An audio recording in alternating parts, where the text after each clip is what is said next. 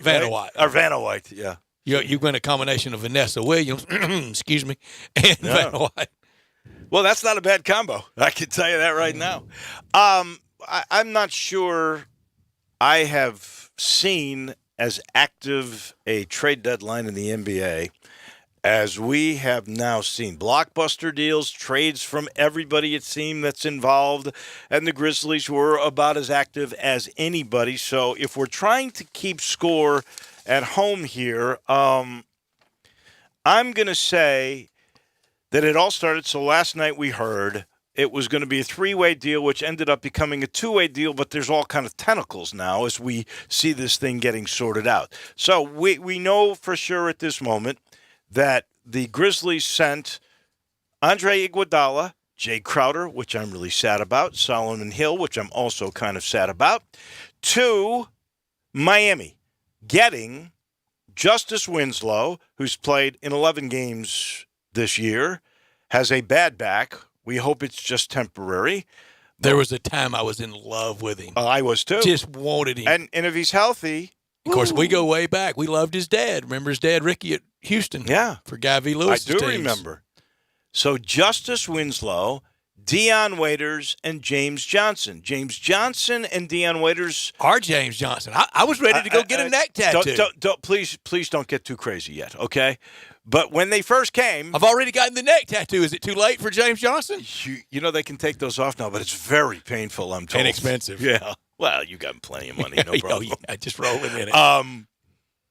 Do you realize that Waiters and Johnson come with a $28 million price tag? It's not an expiring contract. It goes through next year. And you know how many minutes combined they played this year? Yeah, and there's no James Johnson. 21 minutes. That's what they played. But the Grizzlies then turned around and sent James Johnson to Minnesota for the gangly big guy that I first saw live and in person, in color, at Louisville.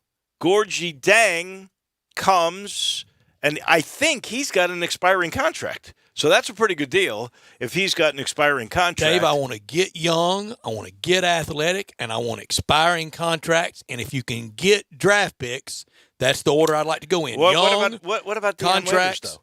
You know what I think Dion Waiters has as many suspensions this year as games played. I bet he never goes to the scoring table as a member of the Grizzlies.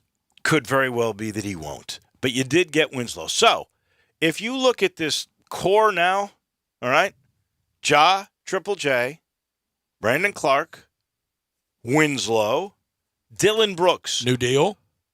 All of the new deal, which to me, that was a real bargain. You're getting him for 3 years for $35 million? Because somebody was guy who's averaging 16 points a game? Somebody was going to jump crazy, and the Grizzlies were going to have to match. Exactly.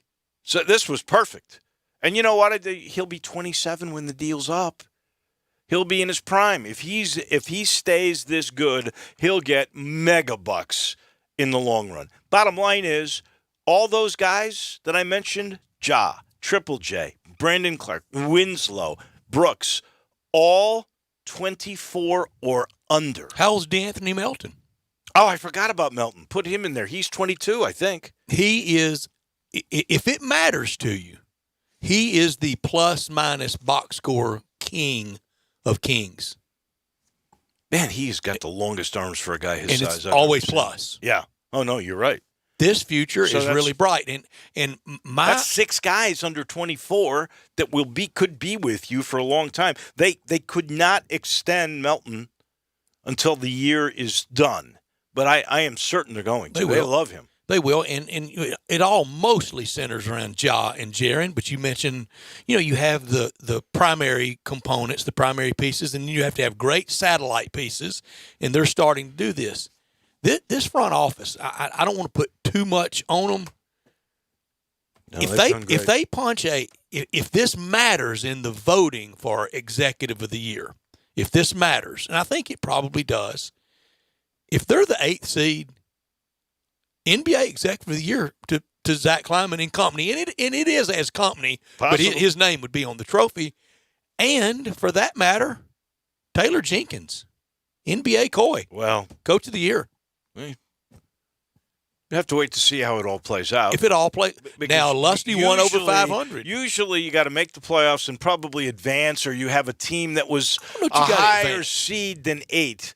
Show me the last 8-seed coach that was coach of the year. I don't know one offhand, but more times than not that we like the rags to riches story instead of the preseason riches story. No, I agree with that. We always go with the guy Mm-hmm. that surprises.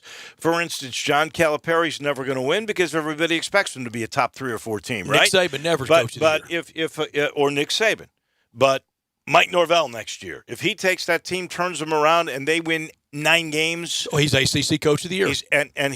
he could be coach of the year for the country. If he wins 10, he's coach of the year for the country, probably. He might just do it with 9 if they Mm-hmm. go to a good bowl game or something of that nature. But we like that uphill story. Yes, we like the team that overperforms.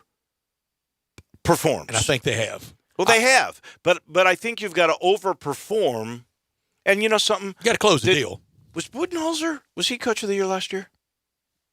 I mean, if he wasn't, don't you have to give it to him?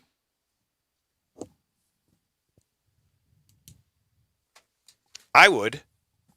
We got the best record in the NBA if that continues to hold. And I can't remember, do they do the voting before playoffs? Yes. Yeah. So I And don't they know. should, because then the playoffs would skew everything. But you'd be too soup of the day. right. But it has really been crazy. I think that the Warriors did incredibly well in this, moving Russell to D'Angelo Russell to Minnesota. They get Wiggins, and I always thought Wiggins would be a good player. And while getting Wiggins, they got a first-round draft choice in 2021. I think it's top 3 protected. Now, I think that was a brilliant move on their part. we are excited, and it's been Woj bomb after Woj bomb, and there have been a lot of wheeling and dealing. The machinations around it, it is so much for the future, for picks or for cap relief, and for something in 22 and 23. It's always kind of very futuristic with it. And I think there's some meat and potatoes to today and to the deadline, but how much? I mean, it wasn't. Shaq didn't get dealt anywhere. I mean, it was big, but I mean, No, is Andre Iguodala the biggest news today? And No, I think right now the biggest news is the 3-way Clipper Nick Wizards deal that got Marcus Morris and Isaiah Thomas to the Clippers. They just got better. I think so. I do. No, I think they do. I think the Warriors are slowly going to build back up, and now they're collecting first-round draft choices, and they're going to get back healthy. I think they're going to be pretty good. I think they helped themselves today. I do think, if I play devil's advocate here, if Winslow is damaged goods, then you're kind of throwing this year away, but do you really care? Probably not. I mean, the obvious answer here is that the Grizzlies definitely said to really, they stuck to what they said when they first came in. And that was The future. We are not going to be basically nearsighted. We're going to be farsighted. We're not going to sacrifice this year, but we're looking for years down the road. And so if they get rid of 2 leaders like Crowder, who I had a great deal of affection for, and Hill. You did? I did. I like Jay Crowder. That much? He was here how many games? He wasn't here that many games, but I liked his leadership. I liked what he had to say. I liked the way he defended. I did too. I liked the way he sometimes shot the ball. He didn't always shoot the ball well. I liked the way he played hard. I don't want to think- crush him, but I'm I going to think miss that- him about as much as I've missed Tubby Smith.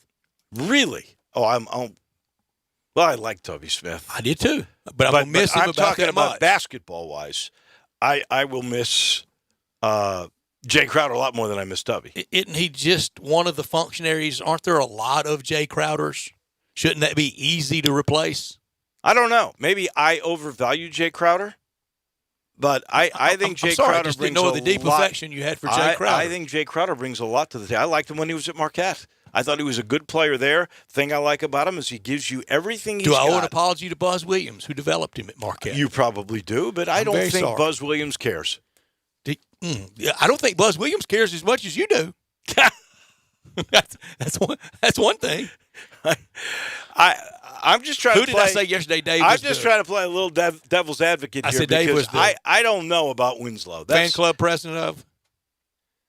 Not Jimmy G. It was somebody else. I said Dave was the fan club president of. Didn't know you were the Jay Crowder fan club president. Dave, I'm sorry. I think I am. I think I am was the I too biggest personal Jay about Crowder Jay fan. Crowder? Here. I'm very sorry. Please that's accept my fine. humble apologies for going in on your guy. You are allowed your opinion. You think he's just another brush-off guy. I think he's more than that. I think he's I'll tell you what, James Johnson. I mean, I think we'll he's miss him 2 seconds. I think he's definitely better than James Johnson. Where did Jay Crowder You know end what? up? James Johnson played Miami? a bunch of. I think James Johnson played 52 games in a Grizzlies uniform. How would you like to be the guy that woke up in Miami and you're going to bed tonight in Minneapolis? Ooh. You woke up in Miami probably thinking at worst you're out in the second round, might even make an Eastern Conference Finals run, maybe an NBA Finals run, maybe not. Well, half maybes, maybe not. You're going to Minnesota, the last night of the year, and you're freezing your know-what off until then. It is cold. It is very, very cold. This hour brought to you every day. It's not cold at Lexus of Memphis. Very warm-hearted and ready for Valentine's Day, and you can make your loved one, that special person in your life, really love you. Put a big heart around a car at Lexus of Memphis at 2600 Ridgeway. Online at lexusofmemphis.com. Call them at 901-362-8833. Lexus of Memphis offering the Golden Opportunity February sales event. Great offers on all 2020 models. Drive in luxury and confidence, knowing that every new Lexus comes with complimentary first and second maintenance services. Stop by today at Lexus of Memphis at 2600 Ridgeway and put yourself in the driver's seat of an all-new 2020 flagship LS500, and you'll be looking and driving in style. If you've ever thought I'd look great in a Lexus, well, you will, and Lexus of Memphis will make sure you look great, pulling off their lot at their great dealership at 2600 Ridgeway. When you purchase a Lexus, you get top-of-the-line engineering and design, and that makes for the luxury driving experience. 362-8833, online at lexusofmemphis.com. Experience amazing at Lexus of Memphis. Top story of the day. Well, for me, it is an accumulation of many stories around Memphis that were all incredible winners. First, Dave's running the buffet line at us. The University of Memphis was a winner in their biggest margin of victory over any AAC team yet this year. Dave, I thought pretty impressive. Except for the 16 turnovers. Boy, they defend, don't they? 16's better than 24. It is going in the right direction that way. And they did have 15 assists. That was nice. Played hard. They did. And you never, after the first 7 minutes of the game, you never felt sweat-free they were going to be in trouble. So that was one of those things where you could actually relapse. So the Tigers win. The Grizz win. Now they're a game over 500. That's all gotten lost in all this trade. Win of the year, wasn't it? But they win at Dallas. I told you, without Luka. And again, Porzingis is not 100%. I was not surprised. I was ready for this dour February. Now they're off to that. What are they, 2-0 in February now? 2-0 in February in a month of love. 3-game lead. I feel the love in here. While the Grizz were winning. You feel it? Of course you do. I feel Dave's love for everybody. For Jay Crowder, I do too. I wish you did not have this animus. No. Yes. It's hate. No, it's absolutely hate. No, it's more curiosity. It's your or love. Is it apathy, which is so cruel. No. You know I'm not apathetic. I'm gonna have skin in the game. So while the Grizz were winning, and you sort of overlooked it, but it's huge. They were winning at the trade table by almost all accounts. Now they've got this. Have I told you lately I group? loved you? No, but you can tell me again. I do right now. This month feel of love. so You too, warm. Drew. I feel Appreciate so it. warm. I really do. So while the Grizz were making all these trades, which most accounts they're winners with, and now they have this group of 6 or 7 guys that are all under 24 that could be with them for a long time and I think be really competitive. Guess what else happened? Jeremiah Martin got his first scores book. Isn't that a story? NBA points. Let me tell you how he did it, too. Looked like they were about to set up a side pick and roll on the right side, and they go to Martin. And he's great in the high pick and roll. And he fakes like he's going to go left because that's all he ever does, right? He goes and throws the ball back Defender kind of slides over, gets the ball again, fakes left, goes right. Jeremiah Martin's first 2 points came on a great move going to his right. Trickeration, huh? I've seen the play.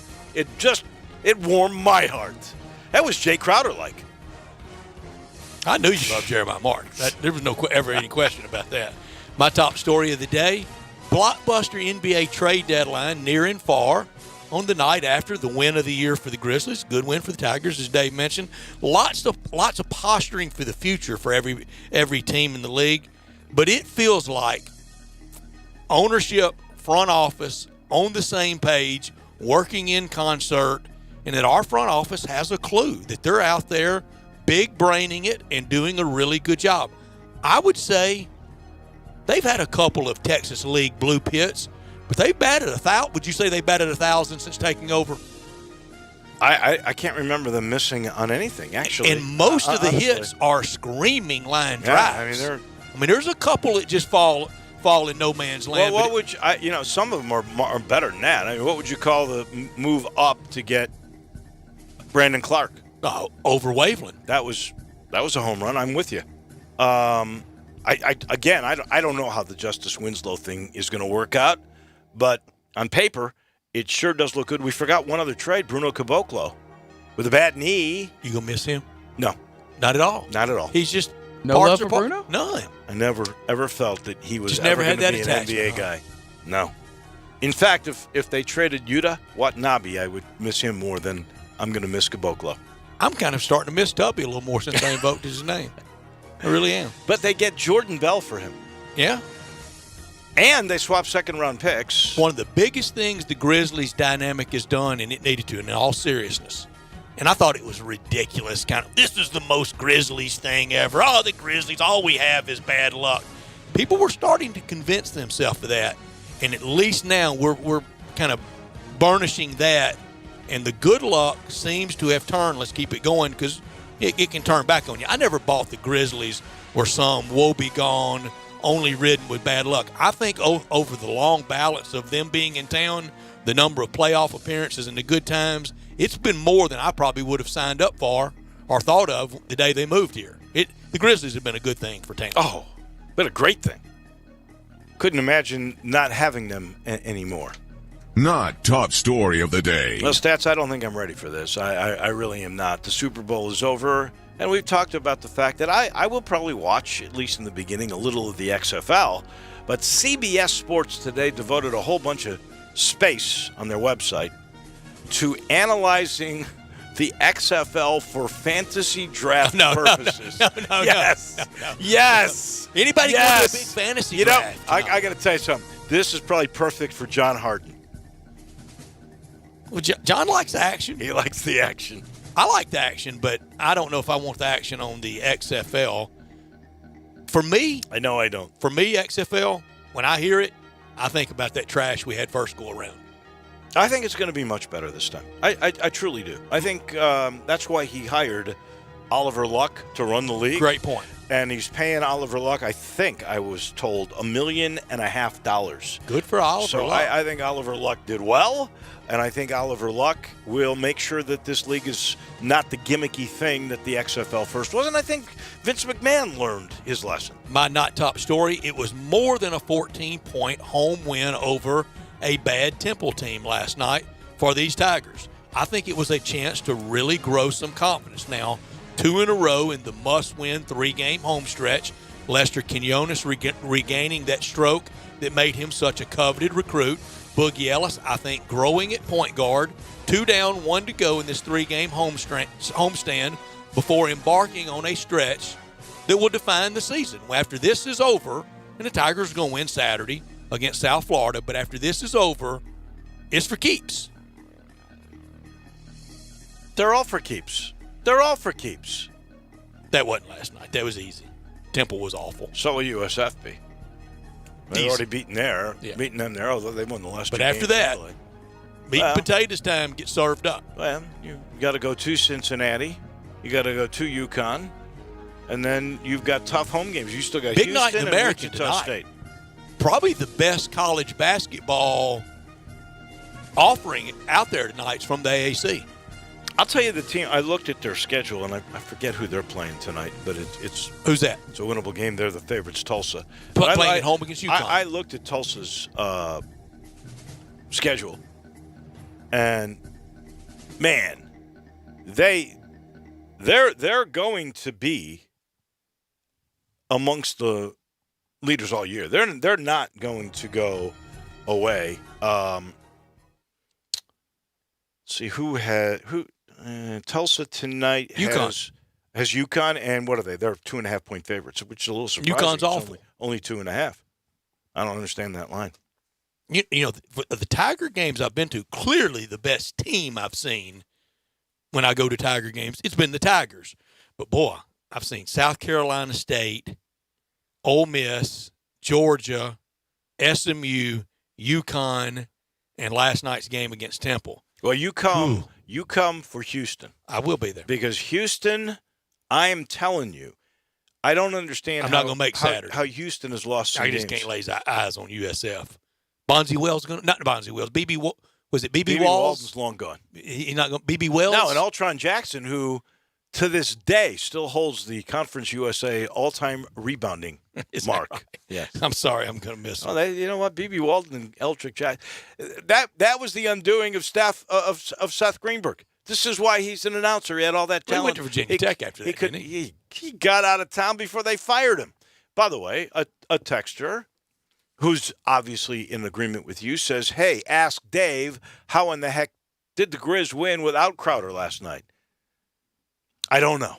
Hey, let's don't rub it on Jay Crowder. It's obviously a point of sensitivity to Dave.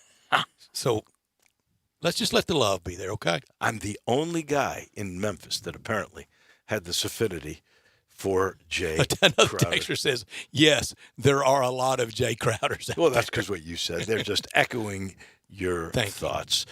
It has been a crazy day. We'll, I'm sure there could be more stuff that will break or that will get clarified before the day. We'll catch you all up is on out. We will do that for sure. We do have a very, very busy show. Grizzlies' once magic again. number, y'all want to know it? Hold it. 33? 29. 29? 29. And tonight with Portland playing San Antonio, one of them will lose. It'll go to 28 with one. It'll stay at 29 with one, too. But it'll go to 28 with one of them. Just keep chopping wood. 29 till we start waving those towels. You know, they keep getting fortunate where the star of the team doesn't play. That's going to be helpful. I'm ready for towel waving. I've missed it. Helpful. No doubt. We take a time out. We got a busy show. Mark Wise is going to join us at a couple of minutes here. Then Inside Hoop City with Elliot Perry. We'll get his take on all of this at 5:30. We got Blake Lovell. Of course, you know Blake from Clutch Points app and Blue Ribbon Magazine and a whole lot more. We'll get where he thinks all of this is going. And we'll have some time at the 4:30 mark to take your calls on the Tigers and on the NBA deals. Got and Evan Barnes. Everything else. Oh, we've got Evan Barnes. I forgot about 5 Evan o'clock. Barnes. He comes your way From at the 5. CA. Right. Very good. Thank you. We take the time out. This is Sports Time on Sports 56 with Wolo and Stats. Take Sports 56 with you on your phone or tablet. Download our official Sports 56 app today. If it's time for a new gun, rifle, or silencer, Tactical Guns and Gear in Collierville on Highway 72 is the best place to go. I promise they have the newest, most exciting selection of guns and silencers you could ever want. I don't care if you shoot for fun, hunt, or just need a gun for personal protection, Tactical Guns and Gear has the best selection of firearms around. The only one-stop silencer shop in Tennessee. In less than 10 minutes, they do all the paperwork. Take your photo, originate gun trust, take your prints electronically, and the best part, you never have to scan them again. Yes, silencers are legal. No special licensing, just a simple background check. Silencers don't make your firearms silent. They simply reduce noise for more enjoyable shooting. Help protect against hearing loss. Reduce recoil. It makes you more accurate. Best silencer place in the entire state of Tennessee, right here in Collierville. For all things guns and gear, ask for Jake or Jim at Tactical Guns and Gear on Highway 72 and tell them Eli says hi. Online at tacticalgunsandgear.com. If you have kids or pets, sooner or later you'll need new carpet. And right now, the Home Depot has you covered. With an unbeatable selection of carpet that walks the walk, in-store or even easier, online. Durable and low maintenance. Pet-proof. Life-proof. And right now, installed for free.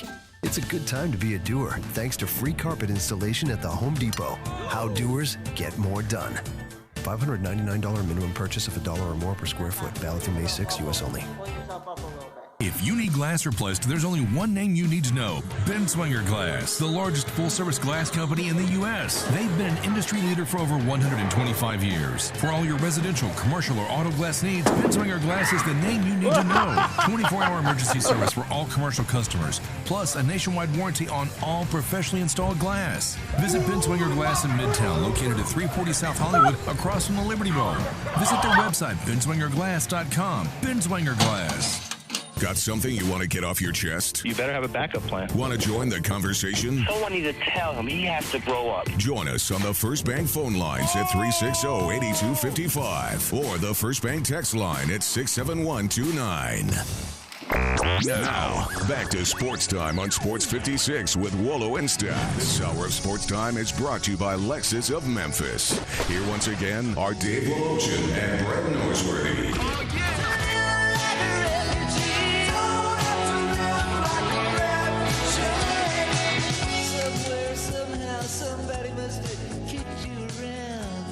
Welcome back into the Family Leisure Studios, and we got to remind you, you need to get to Family Leisure. There is no question about that. As the hits just keep on coming there, they are moving things out all of the time. That's what they're known for, right? Moving them in, moving them out, and they gotta have more room. So what are they doing? They're saving you thousands on all the floor model spas. You can do a play gym for up to 50% off. Same thing with patio furniture, 10 to 50% off, depending on what you're getting. They're reminding you, spring gets here quick. Don't wait till May to get your swimming pool. Buy it now, and you get scheduled for the spring installation. You get preference. So when it hits, when the warm weather's there, you're swimming. And there's all kinds of discounts on fire pits and grills and outdoor kitchens. All you got to do is get yourself to I-40 and Whidden Road. You won't believe the prices. You won't believe how good the people are. At Family Leisure, where 70,000 square feet of family and fun all come together. Mark Wise, who always has his act together when it comes to college basketball, joins us now. How are you? I'm doing good, man. You tell me where I am. I had lunch today at the Flying Fish, and I'll be having dinner tonight at Flight. You're in what? Memphis. You're here. Come You're by here? the studio. He was in Oxford last night. I'll be darned. So you're doing the game Saturday here, huh, Mark? No, I'm not. I'm CBS on my is way doing to that, Philadelphia. I'm on my way to SMU and Temple, and I thought, okay, I've got an extra day. Where can I have a little fun? Well, I'm going to eat dinner at Flight tonight. I really and truly, Mark, wish you had called me. We could have gone to lunch today, and you'll like this little story. The folks at Flight are really terrific, and the owner of Flight, well, his brother was the announcer for football for a number of years. It's right, Tom you told me Powers. that, Yeah, he's famous for he's the guy that made the catch to beat Tennessee. But they got a new restaurant, Mark. And they're not paying for this ad. And you like fish. You went to Flying Fish. They've got a new place. It's out in Shelby Farms that overlooks sort of the city, and there's a big lake there called Hyde Lake now, and it's called the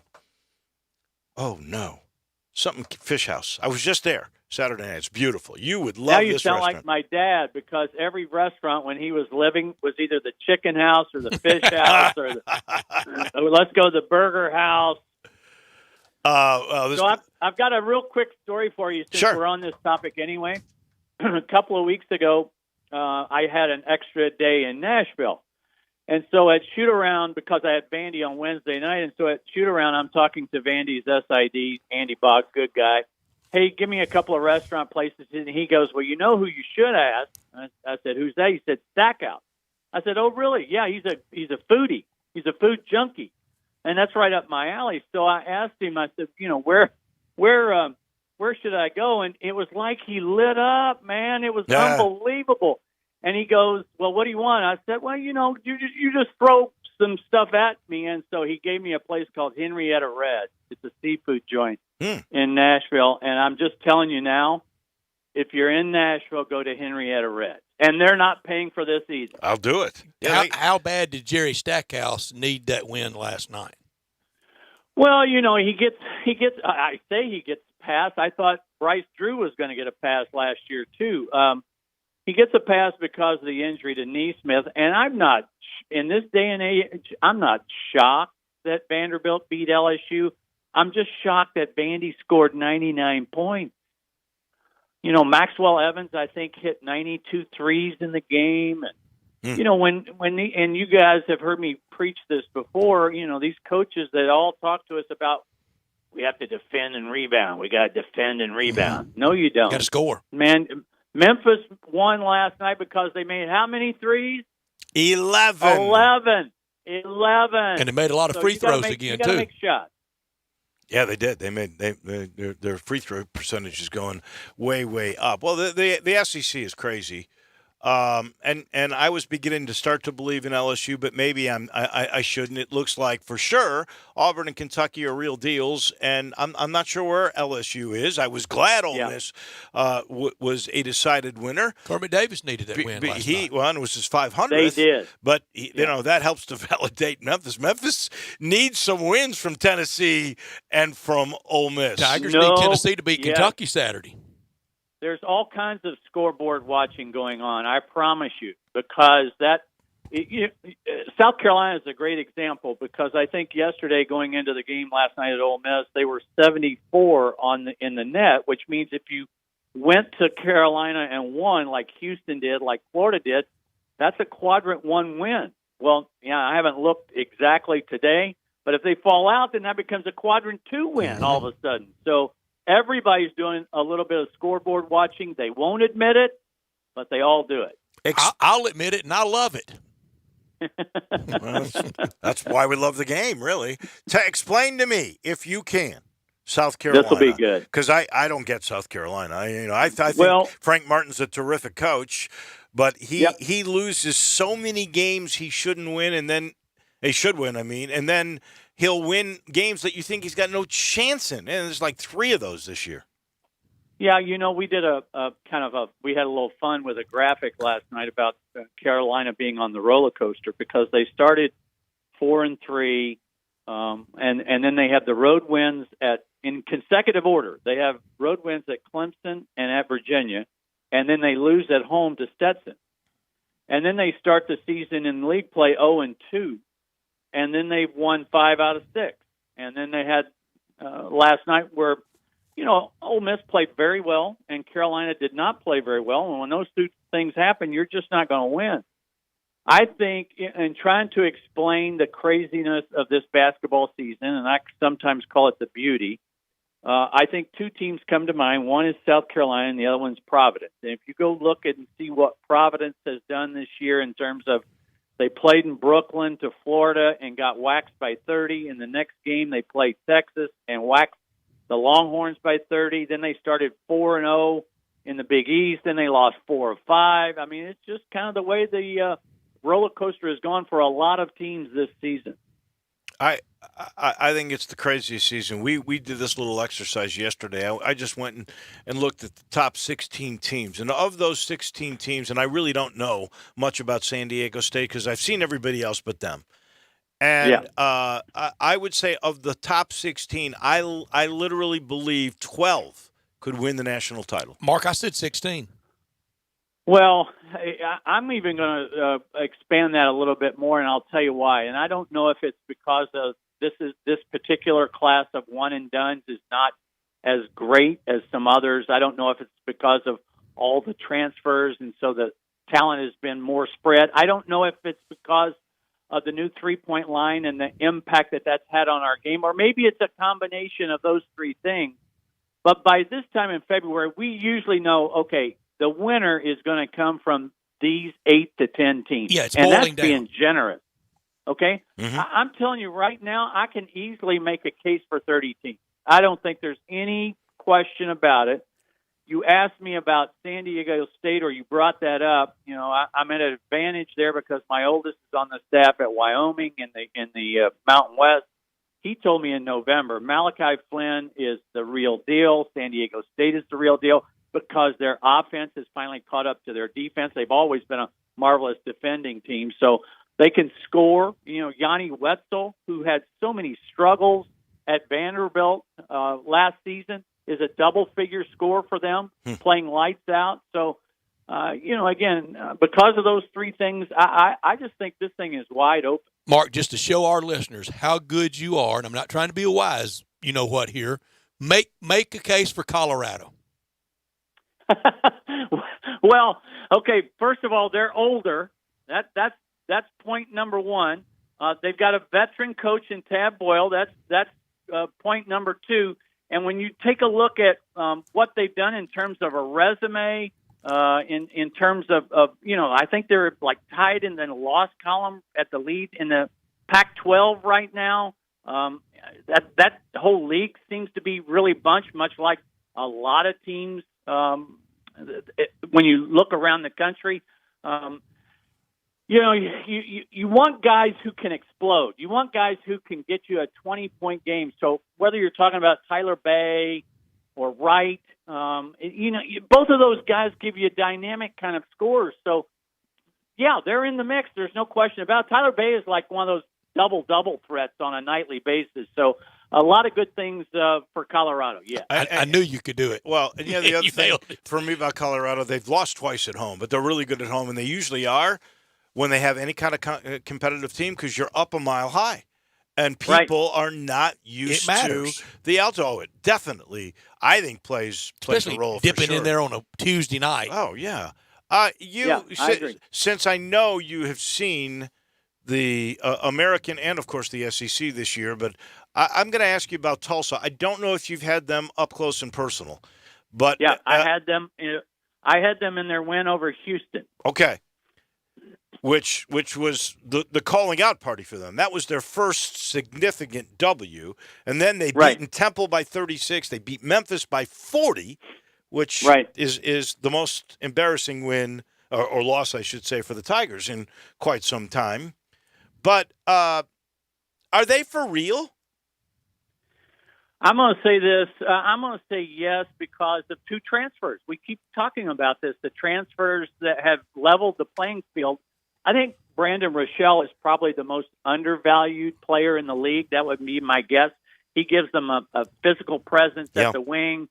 Jariah Horn, the three-point shooter, is a mismatch four guy. And then you come back to the crazy matchup zone that they play. That's it for me. And they're really good at it. I mean, they are really good at it. I mean, Houston goes in there and scores 61 points. Wichita State goes there and scores 51 points. I mean, I'm seeing a common theme here. So I just don't think they allow you to get into an offensive flow. And therefore, if you don't score early, if you don't look for early offense, or if you're unsuccessful with early offense and it becomes a half-court grind, you're in trouble. It is interesting to me because my thoughts echo really what you are saying. Brandon Rochelle, who originally started at LSU, so he was a top-notch player. He, to me, is a better version of the kid that we saw last night, Quentin Rose. I think he's better, and they're the same kind of guy. And sometimes Rose can be really good. I think Rochelle is more consistent. And then you mentioned Horn. Well, his dad played for the University of Memphis. And this kid, he just keeps getting better and better. And so he is a guy that I never thought would be as good as he is. And everybody seems to be confounded by the matchup zone. You're the perfect person because you do this for a living. Explain to all of us, how is that Frank Haith zone different from the others that we normally see a 2-3 or a 1-2-2 or 3-2, whatever it may be? This is different. Right. Well, here's what I'm going to tell you that needs to happen against the matchup, and I'm not telling you anything that every other coach figures out at some point in time. You've got to disappear. You've got to go below the zone, and you've got to diagonally cut out of the zone. In other words, if they're always allowed to see you, they are really good at matching up. It requires communication. It requires older guys, and they've got that. And when they throw Igbanu in there, he's kind of the centerpiece. Yeah. And then those other guys have played around that. So the guards can match up as long as that back line can find people. But if you get below them and where they have to, look around to find you, then it's more effective. But, then when you get it in there, you've got to be able to produce, and that's another story. They've gotten something with Igbanu, especially lately here, that I don't think they've had. They haven't had a great rim protector, and Horn gives them a little bit better a presence in block-to-block defensively. So, yeah, they're tough to score against because they have size out on the perimeter, whether you're talking about Karita at 6'5", even Joyner, at 6'1", 6'2". I mean, they get He's the physical, shooters, so yeah. you're not getting wide-open looks.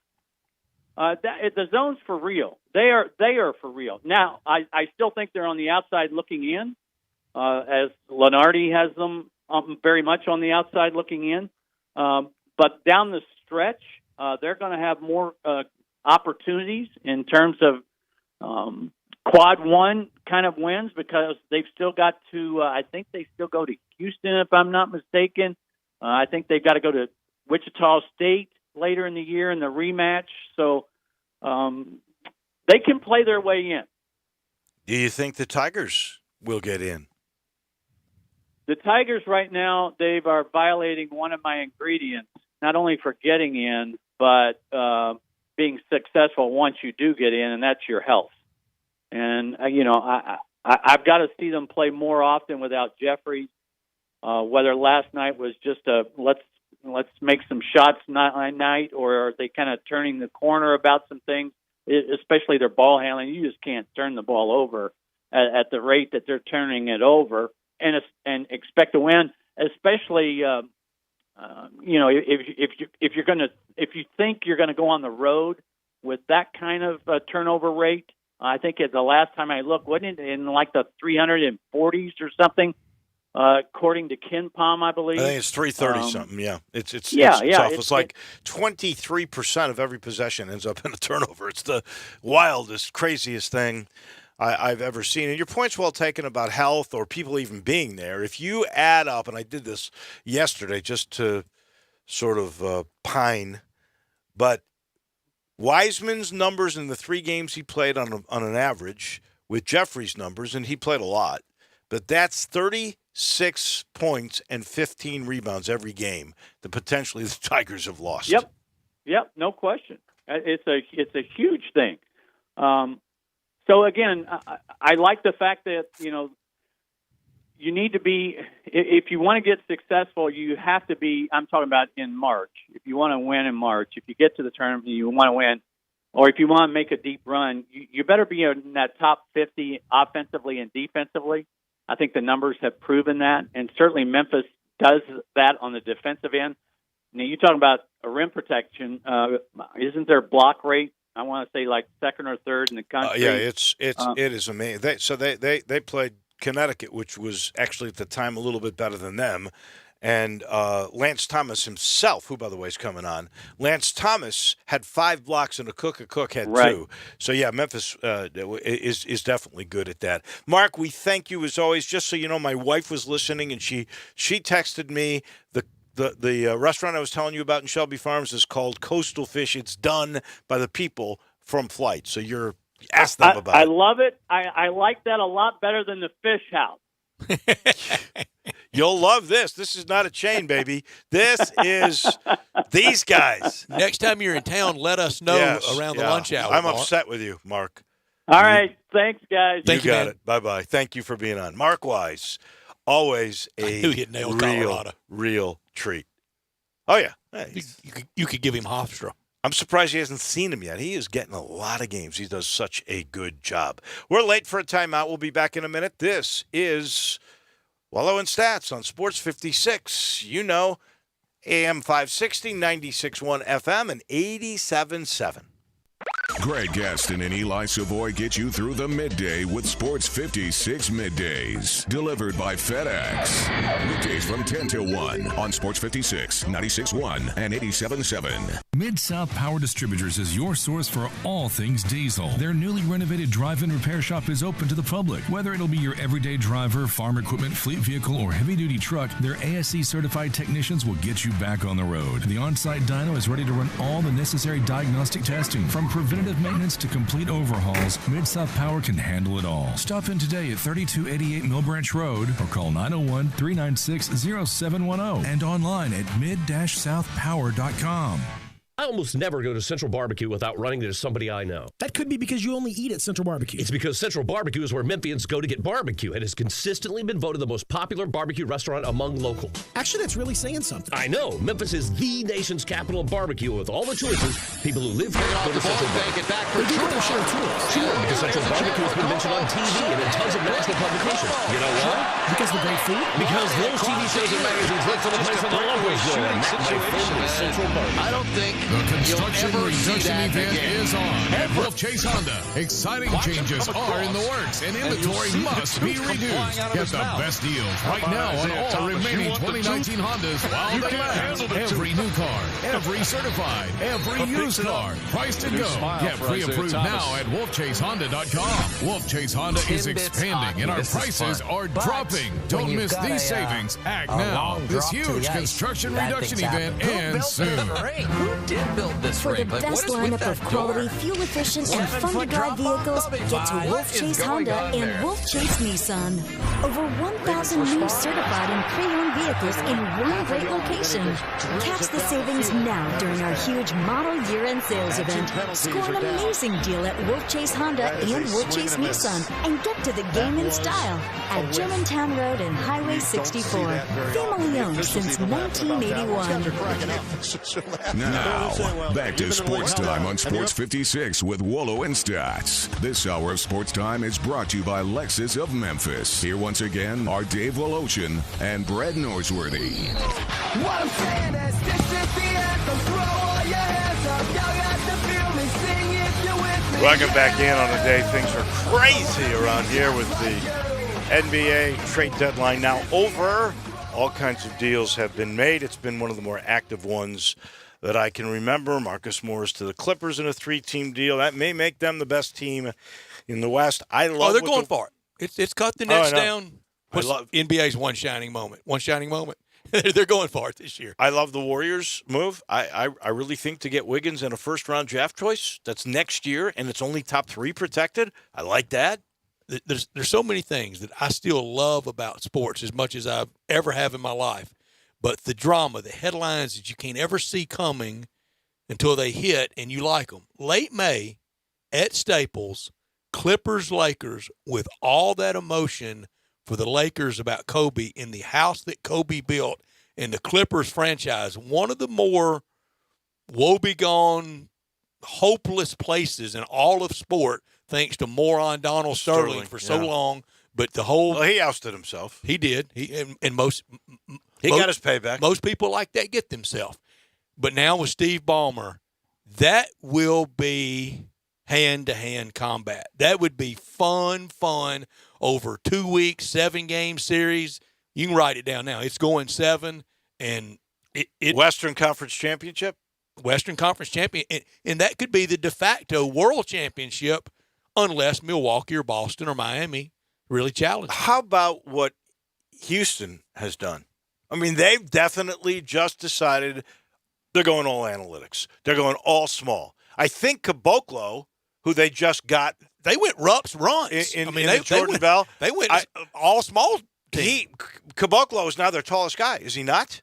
Dave, I think he is. He's 6'9". He's their tallest guy. There were some teams in a league that was made for shorter people, and everybody cheated, and Memphis had a team in it, in the Rockers. Are you serious? You think – come on. Baskerville Holmes, he was 6'5". Don't say that. You've offended Jay Crowder today. Now you've just offended Steve Earhart, who was the commissioner of that league. You're questioning his ethics, his morals.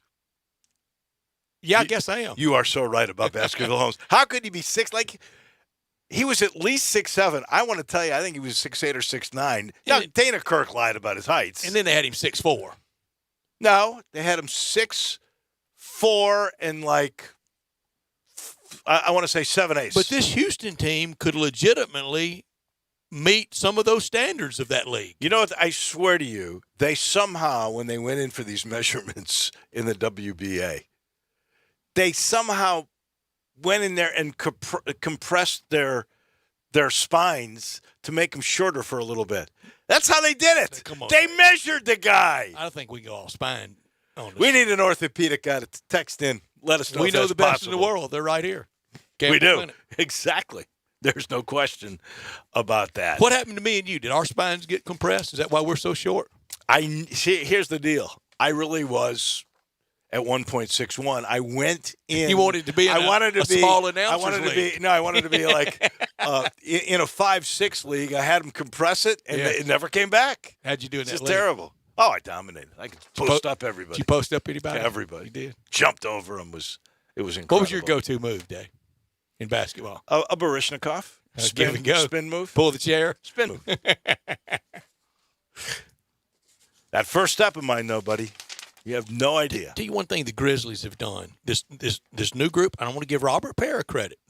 I've been critical in the past. And he gave the reins to the right guy. He did. They've executed, and they have provided hope. It's not for a playoff run in 20. It's not for 1 in 21. 22, 23, 24. It can be some good times, and that'll be here in a blink of an eye. Well, let's just go over this. Ja, Triple J, Winslow, Clark, Brooks now wrapped up for 3 years, Melton. Every one of those guys is 24 or under. Brooks is the oldest guy at 24. Let's get young. Let's get athletic. Let's have cap space. And if you can rack up some draft picks, do that. This portion of our program is brought to you by the Eflin Insurance Group. I saw Britt Linder at the Tiger game last night. He is so excited about being involved now with my guy, Matt Eflin. They are so good at what they do, and they've just gotten even bigger and more experienced. When you take Britt and his family and you add it with Matt Eflin, we're talking 300 years of combined insurance experience. Wow! 300 years. You can't beat that. That also gives you access to a multitude of A-rated carriers. That's determined by AM Best. It's still locally owned and operated. These are all Memphis people. They really are. Now, they have a couple of offices in Arkansas, one in Batesville, but they're all over the place, mainly headquartered in Bartlett. They specialize in home, auto, umbrella, small to mid-sized commercial accounts. We're talking business and personal.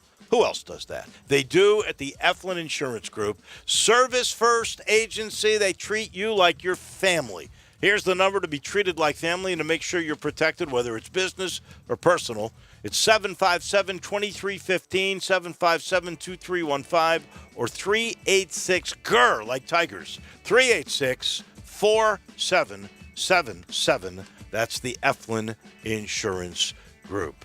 We'll take the quick timeout. When we come back inside Hoop City, so much to talk about with Elliot Perry, the one and only, as you listen to Sports Time on Sports 56 with Wolo and Stats.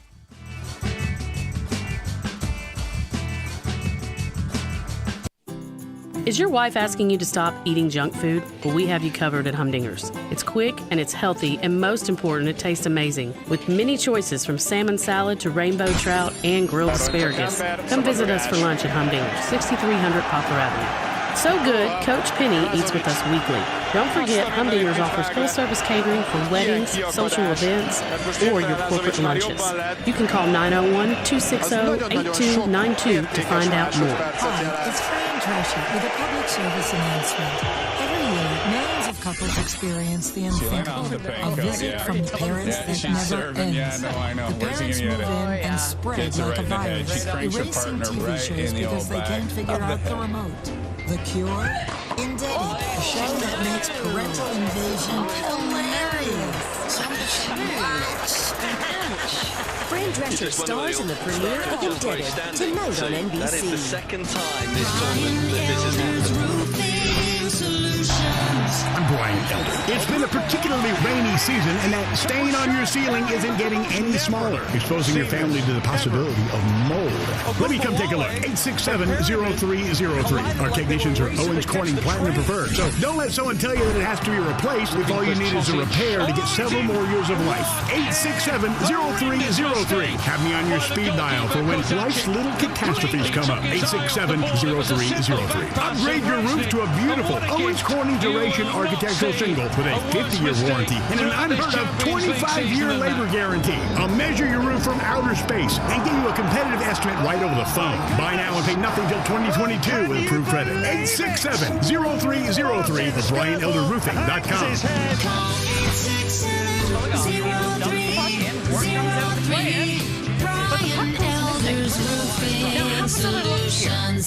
I know the sweetest thing in Memphis, and I know it's been around for 115 years. You know, I'm talking about Dinstall's, and it's time to stock up heavy on Cashew Crunch, Heavenly Crunch, Turtlettes, all of your favorite Dinstall's treats.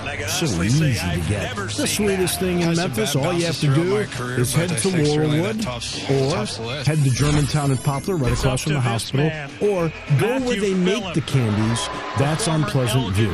There's nothing that says Memphis better than Cashew Crunch with that little tinge of coconut, or the Turtlettes. Let's face it, there's nothing better than Dinstall's chocolate. That's the mainstay of all candies, isn't it? Milk chocolate, although their dark chocolate is pretty darn good. And if you get the peppermint with the dark chocolate and put it in the freezer, you're going to love it. So many ways to love Dinstall's. Stock up heavy on all of your favorite Dinstall's treats. 115 years of making Memphis oh so sweet.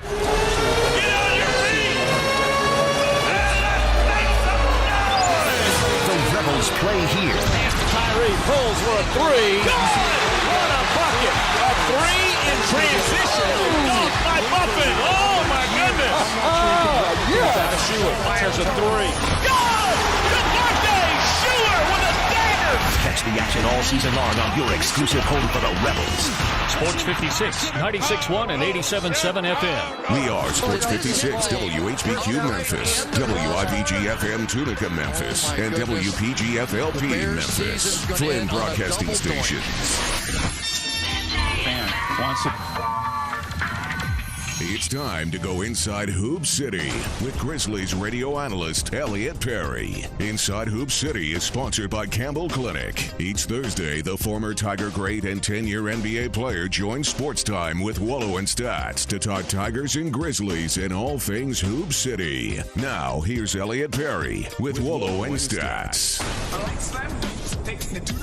My favorite play is the alley-oop. I like the pick and roll. I like the give and go. 'Cause it's basketball. Mr. Curtis flow.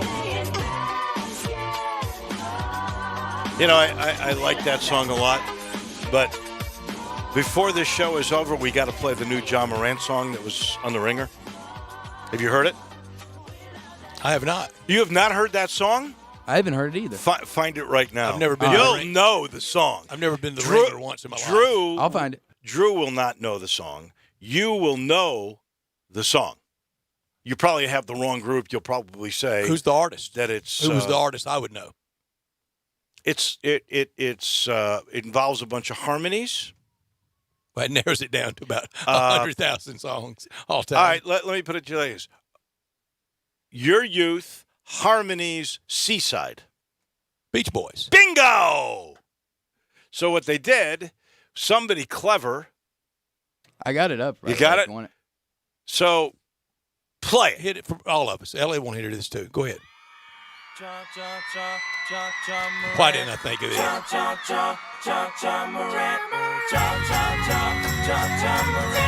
Beach Boys are still out there, aren't they?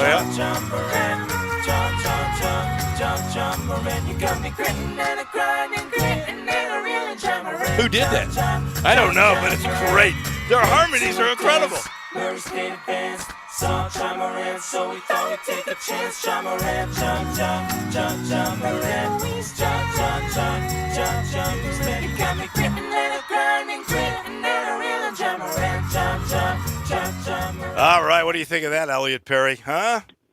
That's pretty good. That's pretty good, isn't it, Elliot Perry? I like it. How are you, my friend?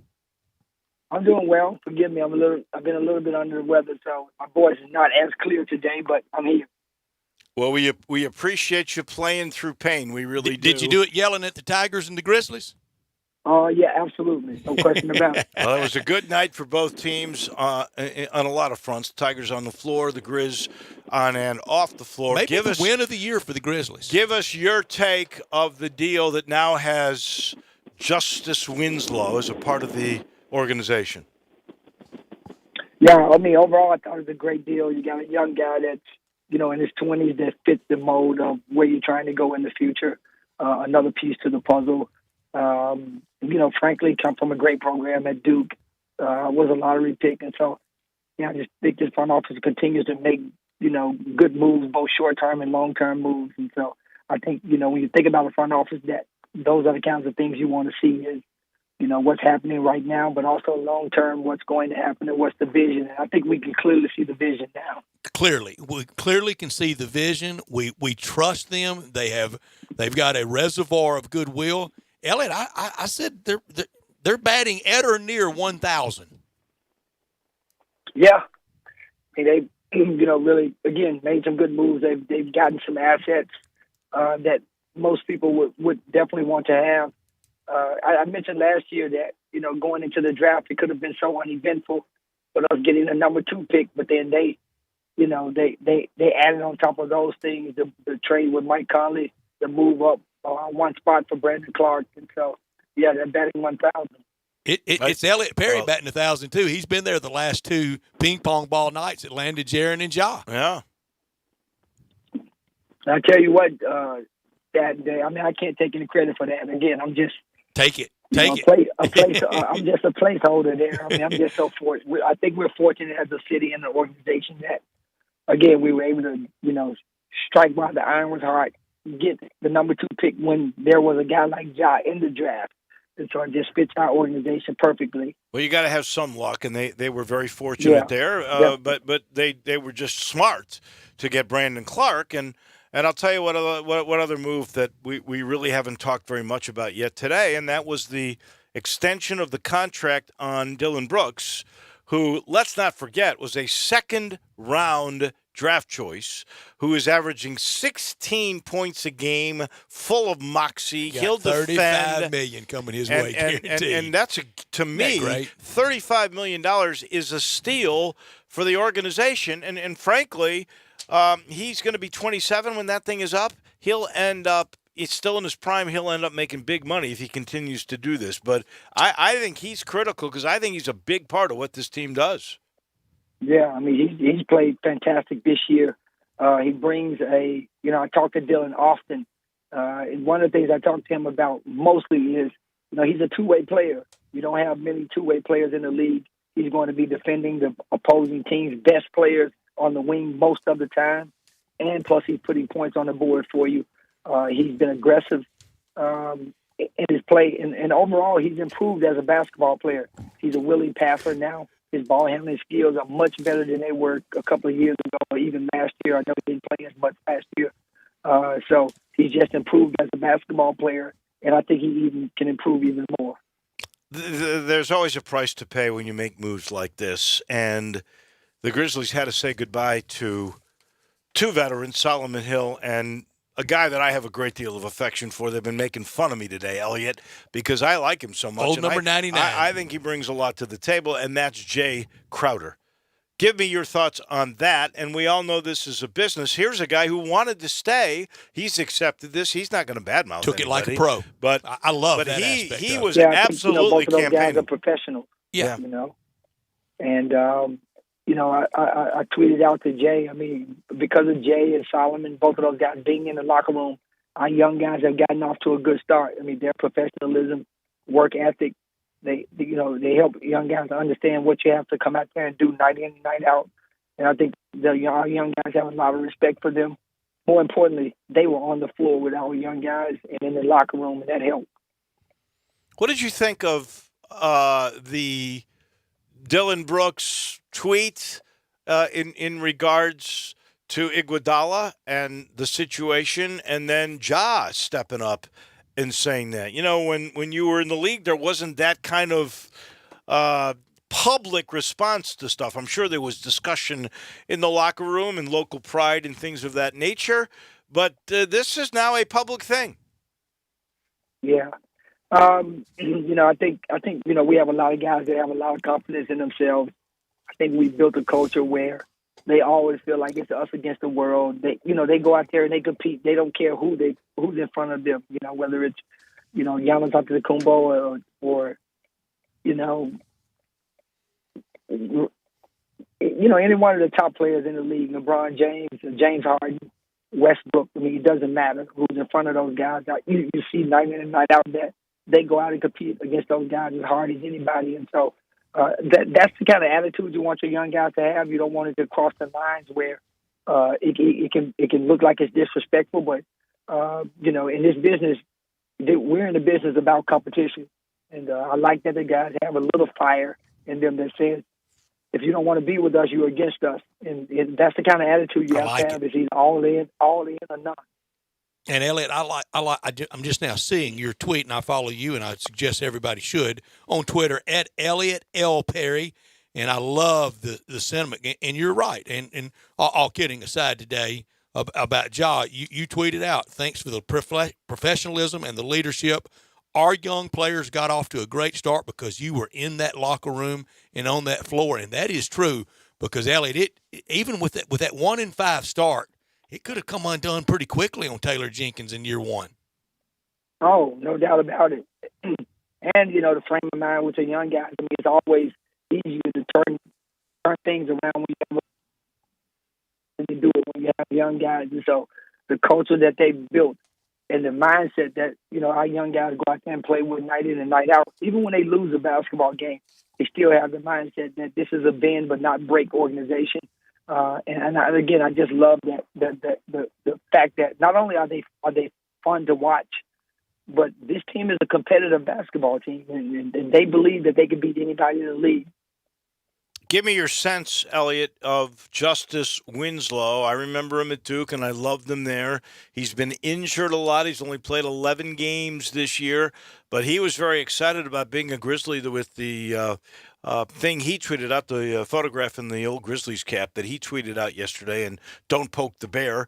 That was a rather clever thing that he put out. But what kind of a player do you think he is? Is there a risk because of injury? He's not played that many games the last couple of years. Give me your sense.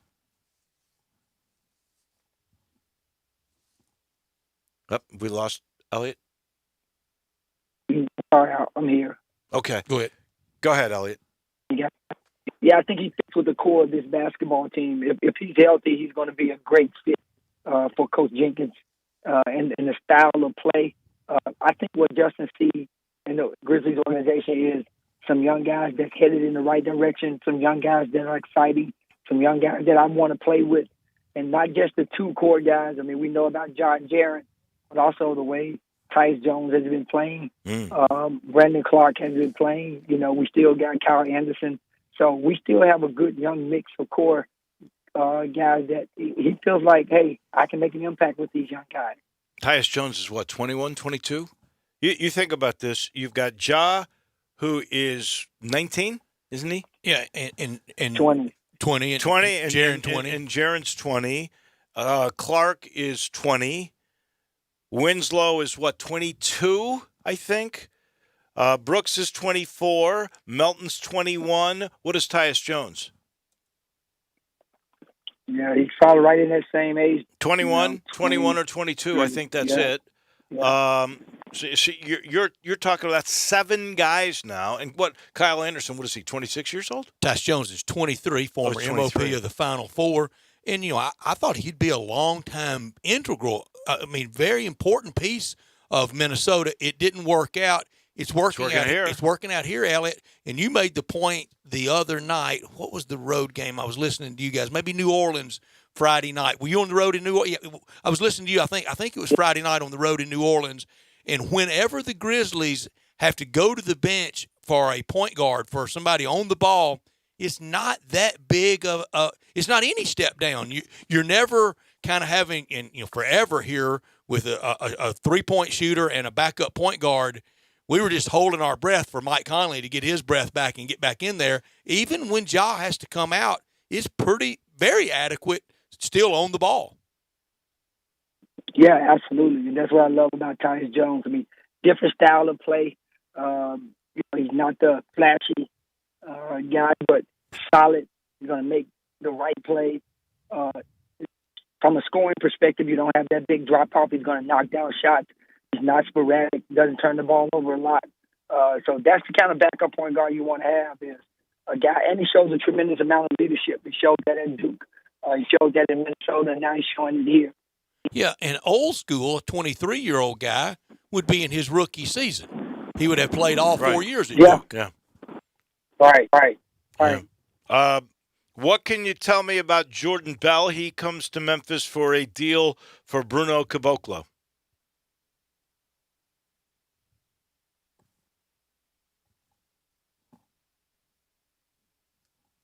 State Warriors, we thought of him. Well, at least I thought of him as a kind of a poor man's Draymond Green, a guy who hustles, gets on the offensive glass, runs the floor well, plays good, solid defense, just brings a lot of energy to the floor, and that's what he's going to have to do with the Grizzlies.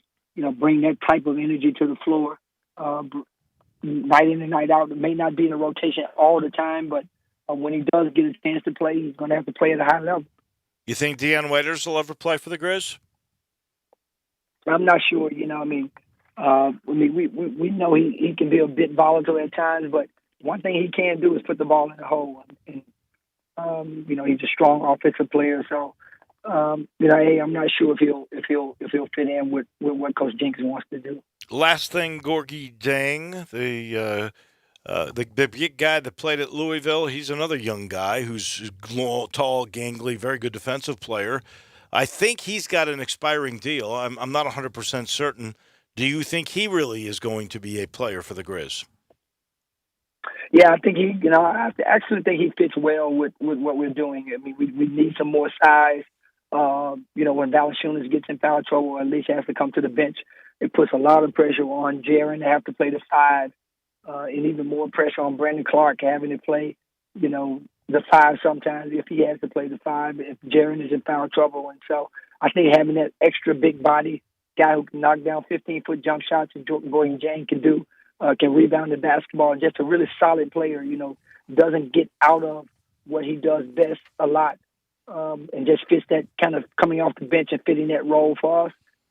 I think he's the perfect player for us coming off the bench.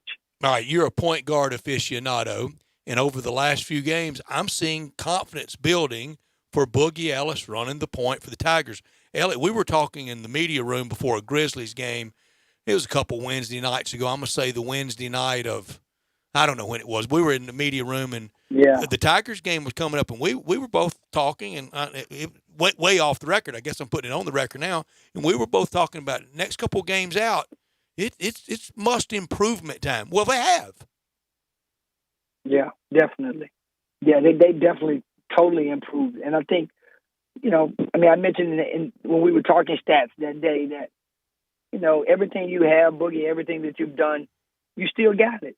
Just go out there and play. You're going to make some mistakes, but I want you to play loose. I want you to, if you see a shot, take it. If you can get to the basket, go. So be more reactionary than holding up and being hesitant about your game. I think when players have a clear mind to go out there and play the way they want to play, it makes a big difference. And I think Penny has loosened the reins a little bit on some of his guys. In the last couple of games, they played well. We all knew Boogie had it in him. The guy that I honestly did not know. I thought coming into the year he did, but I'd be honest, I'd lost faith. Lance Thomas is the guy that really has been critical, especially with the injury to DJ Jeffries. If Lance Thomas doesn't regain his confidence and play the way he's playing, Memphis does not win at UCF. They do not win the UConn game. And, last night he hit 3 threes in the second half that turned out to be critical in their runs away. I'm not saying he was the deciding factor like he was in the other 2 games, but Lance Thomas is the X factor here, and he becomes incredibly important now that you don't have DJ for the rest of the year.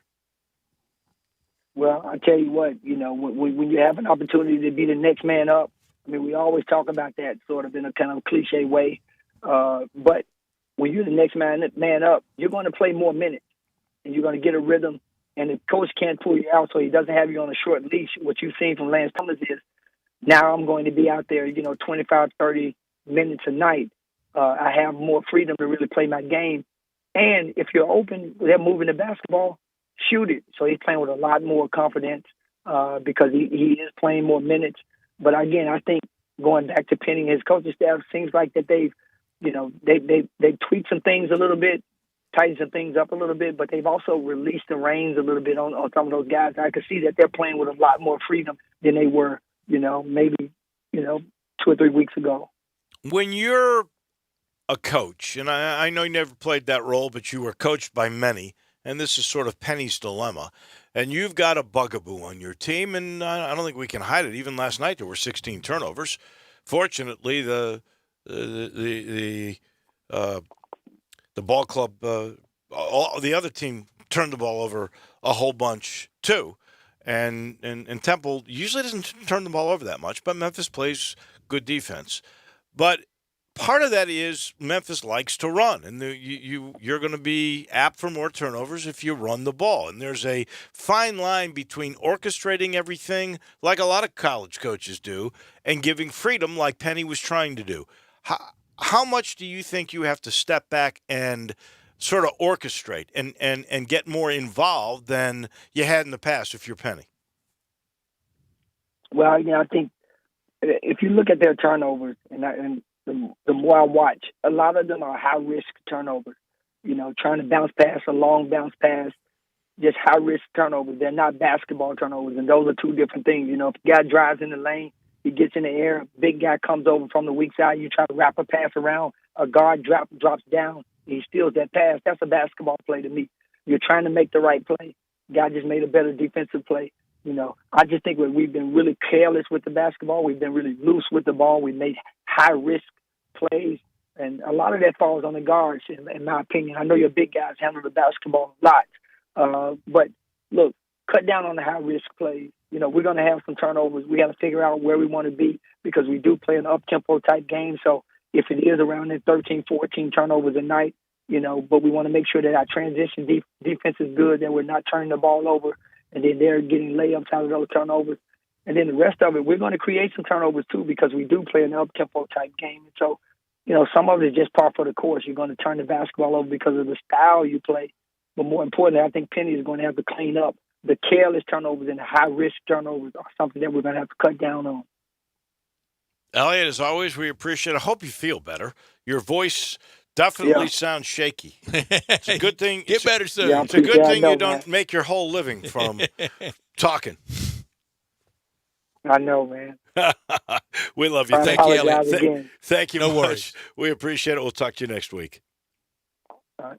That is Elliot Perry, and we always go inside Hoop City with Elliot, and we do appreciate him playing through pain. So, Tigers now at 17-5, Grizzlies at 26-25, first time over 500 since the swoon last year when it really started. The dominoes falling that led to a lot of changes, but all very, very justified and vindicated now. Front office, coach, everything. well, let's let the folks weigh in. We've got the First Bank text line at 67129. We'll open up because we are open this next segment. We'll share the show with you at 360-8255. Where are you on the optimism? Where does it end? Well, let's go both. Let's go inside Hoop City. Your take on the Grizz win and their 3-game hold now on the 8th position in the Western Conference. The trades that were done today, and if you sad about Crowder and Hill leaving, are you excited about Winslow? Are you excited about Jordan Bell or Gorgie Dang? Any of those? Did you think that the front office is batting 1,000 like stats you put out there? And I think you can make that argument pretty easily if you are with us on that. And the Tigers and their chances, and I thought Mark Wise put it right. I mean, we've got to see, because I don't think there's any chance DJ Jeffries is going to come back until the American Athletic Conference tournament. At the earliest. So, that being the case, do you guys think the way this team is going to look, Lance Thomas has stepped up, Boogie is what Boogie was the real to Lance begin Thomas? the year. Is this the real Boogie? Yeah, is it? Your thoughts on any of those three topics? And if Is it the real Lester Quinones? I think it's the real Lester Quinones. I really think we're seeing only one I know it's the real. It's the real Precious Chua. It is. And you know what I like about Precious? He's getting beaten up, and yet he keeps coming back. Sometimes slow starts. He never gives up. The one game that was shaky in that regard was the one in Tulsa. I'd like to know this from our listeners as well. 360-8255 at the First Bank phone line or 67129 at the First Bank text line. Who around the NBA won today? Who can say we're exponentially better today than yesterday and going forward might already been bright like the Clippers, but even brighter now? I think the Clippers are better today, but the Grizzlies might be better in 2 years. Does Marcus Morris help you that much? Marcus Morris is going to fit in well. Marcus Morris is a good player. Does he also run a line of chemistry disabled? Well, that I do not know, but that will play out in Los Angeles. They've got a locker room sheriff in with the Clippers that came from the original locker room sheriff place in the NBA. Kawhi Leonard's out of that San Antonio locker room sheriff. If Marcus Morris, if he disrupted that too badly, I would have to say that the Kawhi Leonard sheriff thing is more like the Lone Ranger. He's got that mask on because he's not like the other guys from the San Antonio stall. He may not bust heads like some of them would in San Antonio, but he's from that culture, and especially from this point on down the stretch of the year, it's no funsies. It's for keeps. Bill, you'll lead us off right after this quick timeout. I'll let you know our title sponsor for this hour of the program is Genesis of Olive Branch, the place to get the best luxury car going. You're going to find out even more tomorrow when my friend Chris Huffman, who went to a place you would have loved to have gone to, Brett, he went to fantasy camp of the St. Louis Cardinals. What position did he play at camp? I think he played first base, but we're going to find out for sure tomorrow. He's going to be with us at about 4:45, 4:50 tomorrow, so we'll chat with him about that, and he'll tell us more about the best luxury car on the planet. I believe that. I've got a G90 Genesis car that I got from Genesis of Olive Branch that just, by far and away, is the best car I've ever had. It handles so beautifully. It's a rocket, and all the amenities inside between seat warmers and seat coolers and steering wheel warmer and climate control on every seat and the ability in the back seat to have your own radio. I mean, it's nothing like it. Nothing like it. Go find out for yourself. You can test drive it. They got Flex Test Drive where you can take it for a while. Just take Lamar into Mississippi, turn left at Craft Road, and you'll see how much they love the product there because every Genesis gets a 10-year, 100,000-mile limited powertrain warranty. Go see for yourself. Go see it at Genesis of Olive Branch. Back in a minute with your calls, 360-8255 or the First Bank text line at 67129. This is Wolo and Stats. Broadcasting from the Family Leisure Studio, we are Sports 56, 96.1 and 87.7. Pop Wigington has been in the restaurant business since the 70s and has now brought 3 generations of family favorites together under one roof at Pop's Comfort Kitchen, 2990 Kirby Whitten Parkway next to Kroger. Pop's takes you back to a simpler time when food and life was more wholesome. Settle down today for lunch or dinner at Pop's with daily specials like country fried steak, fried catfish, chicken and dumplings, or Pop's famous fried chicken livers, all served up with your choice of 23 fresh vegetables like field peas and snaps, seasoned green beans, sweet corn and turnip greens. Hungry for a sandwich? Check out the Chuck, a hand-patted cheeseburger between 2 grilled cheese buns topped with lettuce, tomato, diced onion, pickles, fried egg, and bacon. Or a half-pound flat iron steak sandwich served on Texas toast. Don't forget one of Grandma's homemade desserts like chess pie or banana pudding. Take comfort today at Pop's Comfort Kitchen, 2990 Kirby Whitten Parkway next to Kroger. Pop's Comfort Kitchen.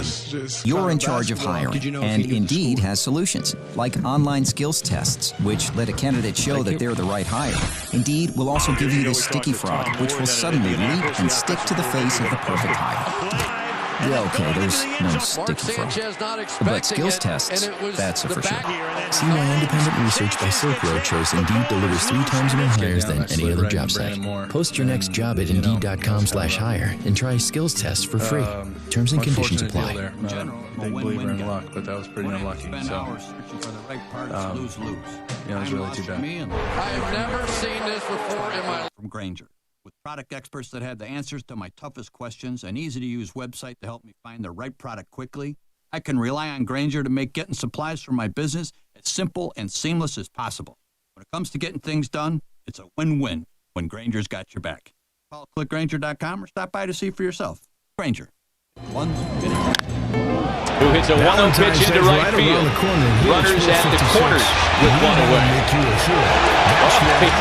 Well, they've got Rosario scouted well, and then they go into first base, and Profar's out. Yadier Molina does not take anything for granted. And then what does he do? He just nonchalantly looks and says, okay, gotcha. Jurickson Profar was too busy getting the dugout going, and he is out at first base. So will My goodness. chocolate-covered strawberries. They're in time for Valentine's Day.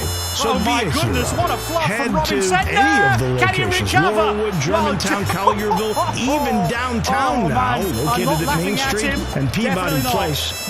And get real the best mess up. chocolates, the best strawberries, the He best just candies, forgot. the signature of Memphis, Dinstall's. Sorry. And don't forget, He from just 10 to forgot 6 take on the Pleasant ball. View, This we'll is be there fantastic. for Valentine's This is Day. absolutely marvelous. I've never seen anything More quite at Sports like it. Time on Sports 56 with Wolo and From a Stats. basketball This game hour of last night. Sports Time is brought to you by Homer Skelton Hyundai. Here once again are Dave Woloshin and Brad Norsworthy.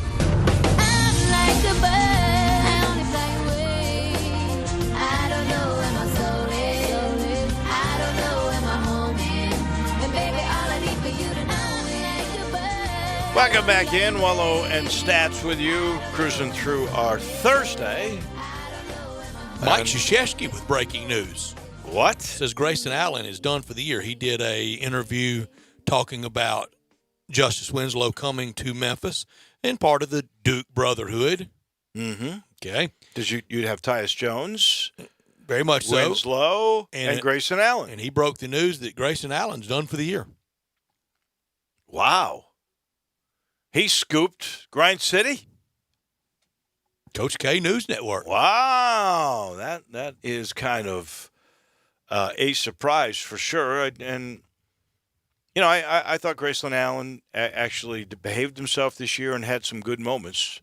No doubt about that. So we promised you I think Grayson Allen really did try, Dave. Oh, I do too. I do too, because much maligned, mostly deserved. I think definitely deserved. Look, I've always appreciated one thing about Grayson Allen, and that was how much he cared and how hard he would play. But you can't trip people. You can't trip people. You can't be that petulant. You can't be as dirty as he was, and he was That's a right. dirty guy. Even in summer league, he was dirty. That's right. So, He but just after was. the summer league incident, I really do think the guy realized this was it for him. If he didn't behave himself, he wasn't going to have a chance. And he'd be another one of those guys. Now, he's a little older. He's probably 24, 25. But he'd be another one of those guys that would be in that, under 26. And they just keep coming. I mean, that's what's really interesting about this team. To me, the only question about the Grayson new deal, Allen, 24. 24. So there he is. So you look at Triple J, Clark, Winslow, Brooks, Melton, Ty Jones. They're all under, and Grayson Allen. They're all under 24 or under. Get young, get cap space. Kyle Anderson is your old guy. What is he? 26. And I like the way we're trending for the out years, 23, 24, 25. They're not going to be a Title I in the next 2 to 3, 4 years here.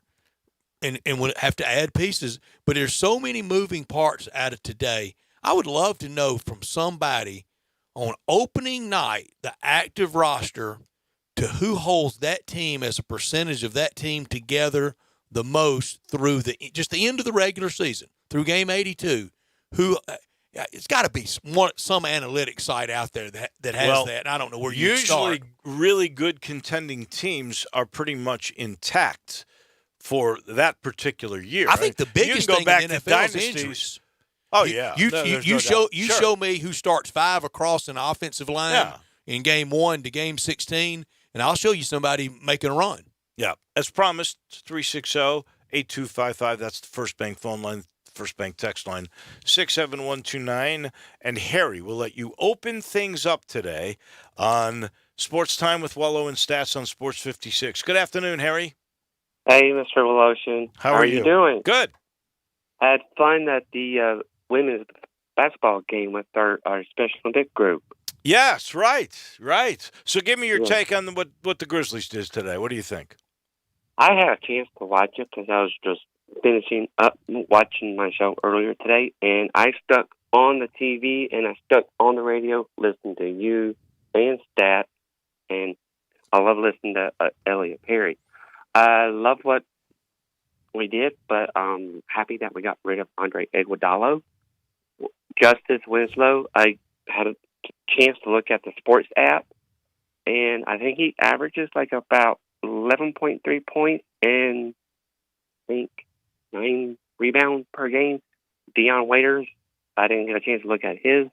And the guy from Minnesota, Gorgie Dang, it looks like he's going to be a pretty good player for them. If he helps at all, that's really he's going to be be a big guy that will help Jonas when they need him come off the bench to play some big presence in the middle. And do you know what we got from the Rockets? Jordan Bell. In the Jordan Bell deal, that was Caboclo going there. You got Jordan Bell, and there was a swap of second-round picks. So I don't think there was much traction on that one. Yeah, no second-round picks. Thank you, Harry. We appreciate it. Thank you for listening. That second-round picks, that can mean a lot or nothing. Dylan Brooks was a second-round pick. He sure was. That would have meant a lot. But the Grizzlies, if Justice Winslow is anything close to a contributor, that's a winning deal. If he's not, then we may look at it a lot differently than we are right now. Well, if he comes in and he's injury marred or injured again, if it doesn't work out, then the euphoria of today will look a little out of place. I think that when you were talking about a 3-team deal with OKC, with Oak City, I thought that part of that whole thing was going to be there would be picks involved. So when that did not occur, now that changes a little everything tempered. Here. Not that if you still make the playoffs with this group, and there's a bunch of people out there that don't think Jay Crowder was all that important to that. And the the percentage of making the playoffs going into today, the percentage of making the playoffs stood at 28.5. According to Sportsline. That's Alan Bell that we have on from CBS Sportsline. Right. Now, according to at CBS Sportsline advanced data, up to 66.1%. Is that because they won last night in Dallas, or is that because they got rid of Crowder and Hill? Because of the trades. Before the slew of trades, Wow. the Grizzlies had a 28.5% projection to make the playoffs. Now it's 66.1%. So they think Winslow can play right away. They think Dang is going to make a difference if he plays. Mike Krzyzewski does too. Of course he would say that, though. They think Jordan Bell might be a part of that. I don't understand how you could jump. Harry mentioned double the Gorgie chance. If double the chance? If Dang can help, it would really be something. Wow. Grizzlies do not plan to keep guard Dion Waiters with a buyout or release on the Horizon League sources now tell Yahoo Sports that reported by Chris Haynes, NBA insider for Yahoo Sports. You could tell. Never going to the scorer's table. We thought that to begin with. Elliot Perry sort of reinforced that. Now you're getting an official word. I really thought there might be hope for you to fall in love with Dion Waiters. I don't think there was any chance. I thought there was a flicker of hope out there. My heart is still quickly. I'm going to tell you now. I'm going to be pulling for. You can't expect him to rebound that quick. In the love of his life, Jay Crowder just got traded away. In the East, I'll be pulling for Miami now. Jay's my man. You think he'll wear old number 99 for them? It's made famous in Miami by Jason Taylor at defensive end. I don't think Jason Taylor would mind a man of Jay Crowder's stature. Let him wear 99 in town? Sure. I don't think that'll be an issue. Is there a Marlin that has ever worn 99? I don't know. Derek Jeter will open up his heart, certainly, wouldn't he? Been 99 fans at a lot of Marlins games. That is very true.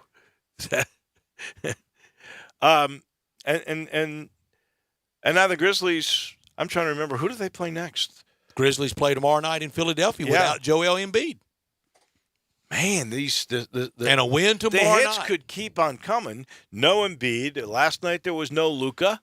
Man. Washington, really no team. They play on Sunday afternoon. The prospect of a 3-0 road trip. Who would have bet on that? If you win 2 out of 3, No question.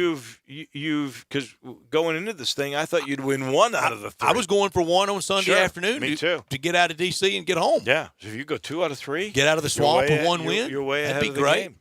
And one more win goes over the Vegas preseason over-under number of 26.5. Hold it.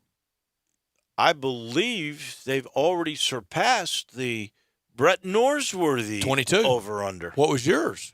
Mine was 29 or in the 30s, actually. No.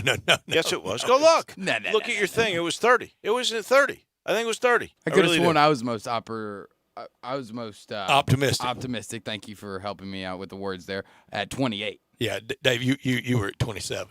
You were just over the Vegas number. Are you sure? I'm positive. Mm-hmm. That's why I write it down, because after the fact, where is it? Show it to me. Well, I don't know that I've got it right at the end. Oh, you've written it down, but now you can't find it. You want me to take my headset off and go get it? No, I'll wait till the break. Okay. I'll wait till the break. But you were at 27. Well, they're not there yet. Even if you'd been at 30, we're not talking very good. They're going to blow through 30. They've got 31 games left. They're going to get to 37 or 38. And nobody had that. No. This will be one of those cases, and I can't stand it when, like, Dabo Swinney kind of plays the respect card, please, or John Calipari plays the respect card. Any of the big boys that have to play that for their own motivation. This will be one of those cases that the Grizzlies can rightly say come playoff time, nobody thought we would do this. Every one of y'all were not optimistic of this happening. It will be the case, and I don't know if that'll get them against the Lakers in a best-of-7 series, maybe a game, but it'll be fun to see the Lakers. They might go on to win it all. Or the Clippers now, because I don't know who's going to win that Western Division. Lakers have a little working margin right now. It's not much, and the next injury can change everything for all those teams. LeBron has not missed a lot of games so far this year. He'll have some maintenance games down the stretch, especially if they get their margin out there bigger. But for the front office, a playoff appearance, 2 guaranteed games, you can sell tickets and signage and sponsorships and skyboxes hinged to next year off of just wanting to go to those 2 games in April. I think with all this youth that we just what are we at? 8 guys now that are under the 24 or under that all by contract are feasible to be around for a while. You look at that and you say to yourself that you could sell a lot of tickets with that, because that equates to hope. And you throw in that playoff run, then you go, oh, my goodness, we've just started to taste this. It's going to be back better than it was on the climb with grit and grind. And if we don't, then I'm really worried, because I was talking about it, and I knew all the qualifiers around it on Monday, and I said I thought there were about 6,000. Some real Sharpies told you 7. I was really way off. I missed it by 1,000. But it's time for Ja Mania to set in, isn't it? It is. And, I think we haven't had any. You know what? I think the country is starting to take notice of the Ja Mania. I don't think it's just Memphis. I'm more concerned I think with it's the league. With FedEx Forum catching on with Ja Mania and people coming through those turnstiles. And that hadn't happened yet. Bill, your turn on the First Bank text line at First Bank phone line at 360-8255. Go ahead. Yeah, no, I listen to national shows all the time just because of how often I'm in my freaking car. But on the national spotlight, they talk about the Grizzlies all the time now. That is who they all are talking about. I believe that. Yes, they do. And you know what? These guys are so young, and it's like it's almost that old adage of they're almost like too naive to think they're not supposed to do this. Like that old phrase with quotation marks, they're too stupid to not know better, that they're not supposed to just come into the league and just start winning like this and expect to do it all the time. I think they do. I think these guys are all winners. They haven't experienced losing, so they don't accept it. They just play, and even when they're down, you watch. And that's one thing I've called a while back about this. Here's from this team and the old grit and grind team. Is when you see these guys, even when they're down, you still think you expect them to come back. It's like I've watched games. I was like, wow, that is weird. I really didn't think they weren't going to come back. There was the game they were playing, they were down like 12, and all of a sudden you look up, they're winning because these guys just expect to win. They play hard. They play together. They don't have any agendas other than just winning. And, you know, it's JJ's and Ja's team. I know everybody's talking about Ja, but Jaren Jackson, to me, you know, he's so freaking young as well. Is he not younger than Ja? Are they close, about the same? They're about the same age. The thing, you bring up a good point about now how they expect to win, because in the beginning of the year, if you'll recall, they got off to that bad start, and then they would blow leads. Remember, they kept losing third and fourth quarter leads and figured out ways to lose. Now they figured out how to win, and you're right. Opening night in Miami, their expectations now are just amazing. They expect to win games. I mean, they just blew Dallas apart last night in the third quarter. It was a 41-point fourth quarter. It was the best third quarter they've had all year. But, Bill, we got a simple way over the next 3, 4, 5, 6 years, whatever it is, to know if this really exceeds grit and grind. And that is get to a Western Conference Finals and win a game. Then that exceeds it. Until then, for as much fun as it is, they hadn't topped grit and grind. No. Potential. This is probably one of the greatest times right now. That potential is a positive thing, not a negative thing. We So look true. back and say we have so much potential, but now we're looking at the potential as a positive thing. And no, you're right. You know, I really do. If they keep these guys together, and Winslow, as he is healthy, I really think he will be an awesome addition because he's going to come in with guys, young, talented guys that are just playing. There are no guys looking over shoulder saying, "Hey, young kids, stay down and be quiet, stay in your place," like they've been telling, John, JJ, and all these guys. Just come on, play with us, and play what you can do.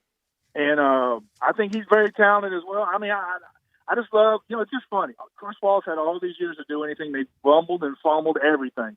And finally we get some guys in there that actually, know what they're doing and have an agenda, have a game plan, and look what they've accomplished so far. And it's just amazing, and I'm excited for it. I think a lot of people, as you said, the more they watch, and they're not so they get more confident that it is real reality, not just a facade that the sky is the limit for this team and this organization now. All right, let's just say, because Winslow hasn't been playing, he's got this bad back. Let's just say he doesn't play the rest of the year. Okay, so let's throw that out there. He doesn't play. That'd be a downer.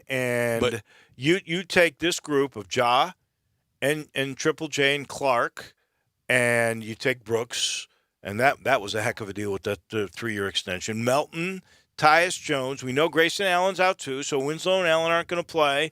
Throw in Gorgie Dang. Okay, he's gonna be a part of that. There's a big guy that'll come in. You obviously still have Valanciunas. So, do they make the playoffs? It's going to be hard. Well, they got a 3-game advantage, and all they're really losing here are Crowder and Hill. And you've already said Crowder doesn't matter. There's a lot of those. Do they make the playoffs? 360-8255. It'll be hard. We got to take a timeout. I'll let you know this portion of the show brought to you by the Butcher Shop. I love talking about the Butcher Shop. I used to always talk about what's going to happen tomorrow. Hamburger Friday, my favorite lunch in all of Memphis. Every Friday, the best steak is ground up right during the morning show. When Peter's on, they're grinding. By lunchtime at 11 o'clock, they're serving it. That ground steak becomes ground beef, and it's cooked right before you. It's amazing. But I got to tell you about another really good opportunity you have to make yourself a hero this Valentine's Day. Not only on the 14th, but the 15th and the 16th, they've got a special Valentine's dinner for two special. Start with a glass of either house wine, champagne, or beer. Then there's appetizers. You choose between spinach and artichoke dip or Cajun sautéed shrimp. Then you can have a strip or a fillet or a ribeye or salmon or char-grilled chicken breast or grilled lobster tail dinner. Wow. All served with their famous bread and baked potato and Caesar salad. Then there's dessert and there's coffee and tea or whatever you want.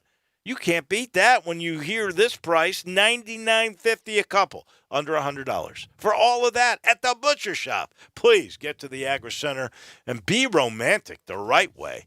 Get there to the butcher shop. Back in just a minute with your calls, 360-8255 on the First Bank text line or the First Bank phone line or the First Bank text line.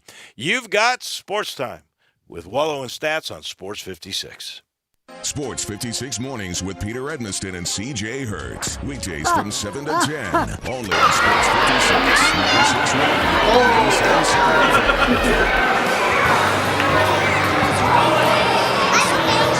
96.1. It's been a particularly rainy season, and that stain on your ceiling isn't getting any smaller, exposing your family to the possibility of mold. Let me come take a look. 867-0303. Our technicians are Owens Corning Platinum Preferred, so don't let someone tell you that it has to be replaced if all you need is a repair to get several more years of life. 867-0303. Have me on your speed dial for when life's little catastrophes come up. 867-0303. Upgrade your roof to a beautiful Owens Corning Duration Architectural shingle with a 50-year warranty and an unheard of 25-year labor guarantee. I'll measure your roof from outer space and give you a competitive estimate right over the phone. Buy now and pay nothing until 2022. We're Kyrie. 867-0303 at BrianElderRoofing.com.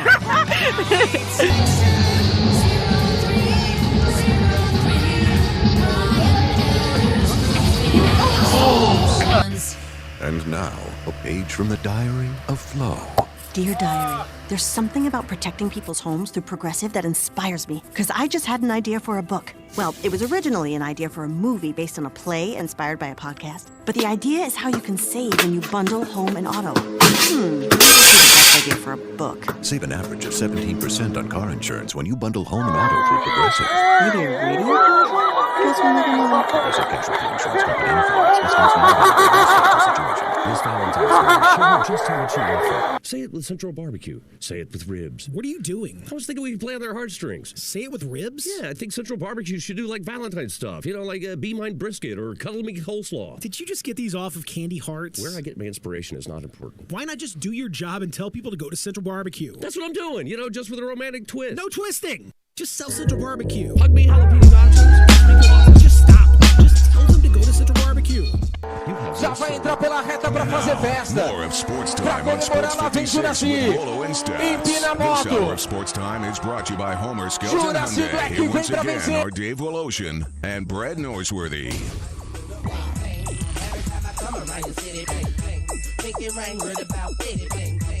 Wow, this appearance has been so busy with all the NBA news and the Grizzlies maneuverings, and we haven't talked all that much about the Tigers, but they got a must win last night. Still some problems with turnovers, but they shared the ball. They shot threes out of their minds, 11 threes. You know what else got lost in all of that, Brett, was the Tigers' defense. They held that team to 27% in the first half. They were, I think, right at 35%, maybe a little below for the entire basketball game. And that is one thing the U of M has done really well. They are in the top 10 in the country when it comes to field goal percentage defense. And is it me, or is the pace of college basketball picked up? The games aren't as glacial in pace and time as, say, a few years ago. That was a pretty lickety-split game last night. I think, honestly, college basketball has been pretty much 2 hours on the money or a little bit under. It has been forever. I don't not think forever. That has changed. No, we got into some long games. Now we'll get into them come NCAA tournament time because the spots are so long. Right, because of you got to pay the bills, and at the NCAA tournament, you everybody uses all those timeouts. You don't take a single timeout with you. I'm going to just say this to you. In my experience of doing ball games starting in 1986 on TV or radio, they are almost always two hours. I think long. over that long time span, but a few years ago we got into some really slower paced games. It's football. NFL football is quicker than college football. College football. I can't tell you how horrible. many 4-hour games I did this year. If it was an ESPN2 broadcast, ESPNU was a little shorter. Opening day was quick. Well, that's because everybody, nobody could score. But no. If you get into a scoring affair, crazy. It's way too long. And with all the news, both sports and otherwise, out there this week, very newsy week, Rob Manfred, not to be outdone, he has jumped back in the fray with the idea of the Tampa Bay Rays playing in two different cities, playing in the ballpark in St. Pete and playing in Montreal. The leadership of baseball, it never lets anybody top them that they don't come up with a worse idea. I do not understand that at all. Do you feel a debt to Montreal? If you do, give one to Montreal, give one to Nashville. I know is talked about a whole bunch, although I've never seen them really been a great minor league baseball town. Seems to me Memphis has drawn better at the AAA level than Nashville has. But I know they're being mentioned. I know they're being mentioned. Vegas. The bottom line is, how crazy would that? How would you like to be a player on that team, where you're going to play in Tampa, or it's not like it's in the neighborhood. You're going down to Miami, or you're going to Jacksonville. You got to go all the way to Montreal. That is absurd. How would you like to be a fan of it? Well, I don't think you'll have any fans because you're gonna PO everybody in the Tampa Bay area. And is that the ultimate motive, to alienate them so much, drive it so over the cliff that they can move them permanently to Montreal with a new downtown retractable roof and ballpark? And didn't that work great the last time they were there? Well, it didn't. The retractable roof didn't, because remember that was going to be the first one, right? And they never could retract it. Well, then the time or two they got it retracted, they couldn't get it to close back. It was a but they didn't draw. People in Montreal love hockey. Baseball's not their game. Toronto's a little bit more international. Toronto accepted it, and they got good crowds. And maybe they think that Montreal has grown up a little bit. I don't know, but I. And if the Rays haven't been contracted by now, we're never having contraction. We're never going to go back. We're never going to reduce. Because they've done everything they could to be contracted. Who else would you contract, though? I mean, if you're going to contract one, you got to contract two. I don't know. That's why you would never do that. I don't know the even number so sacrosanct. Yeah, maybe it isn't, but then hockey has 31 right now. Yeah, but they don't play 3 or 4 game series. Now you're talking about a team sitting out for half a week. That's going to screw up pitching. That's going to screw up everything. But I don't want to level anybody's team off. I don't either. We'll end this segment. The Marlins might be a good place to start. Well, that's true. So you're going to do away with all the Florida teams? We got baseball in Florida. It's called spring training. We'll end this segment with a text on the First Bank text line. It says, I don't think we should put limits on what's possible for these guys. They are going to be at least 15 games better than predicted this year. So that would be 37 wins. Who knows what Ja and Triple J are going to look like next year? I think they're going to look better than they did this year. 41 wins. Vegas over and under was 26.5. Oh, it's 26. Yours was 22. I'm sorry. We take the timeout. We are back in just a minute with hour number 3 of Sports Time on Sports 56 with Wolo and Stats.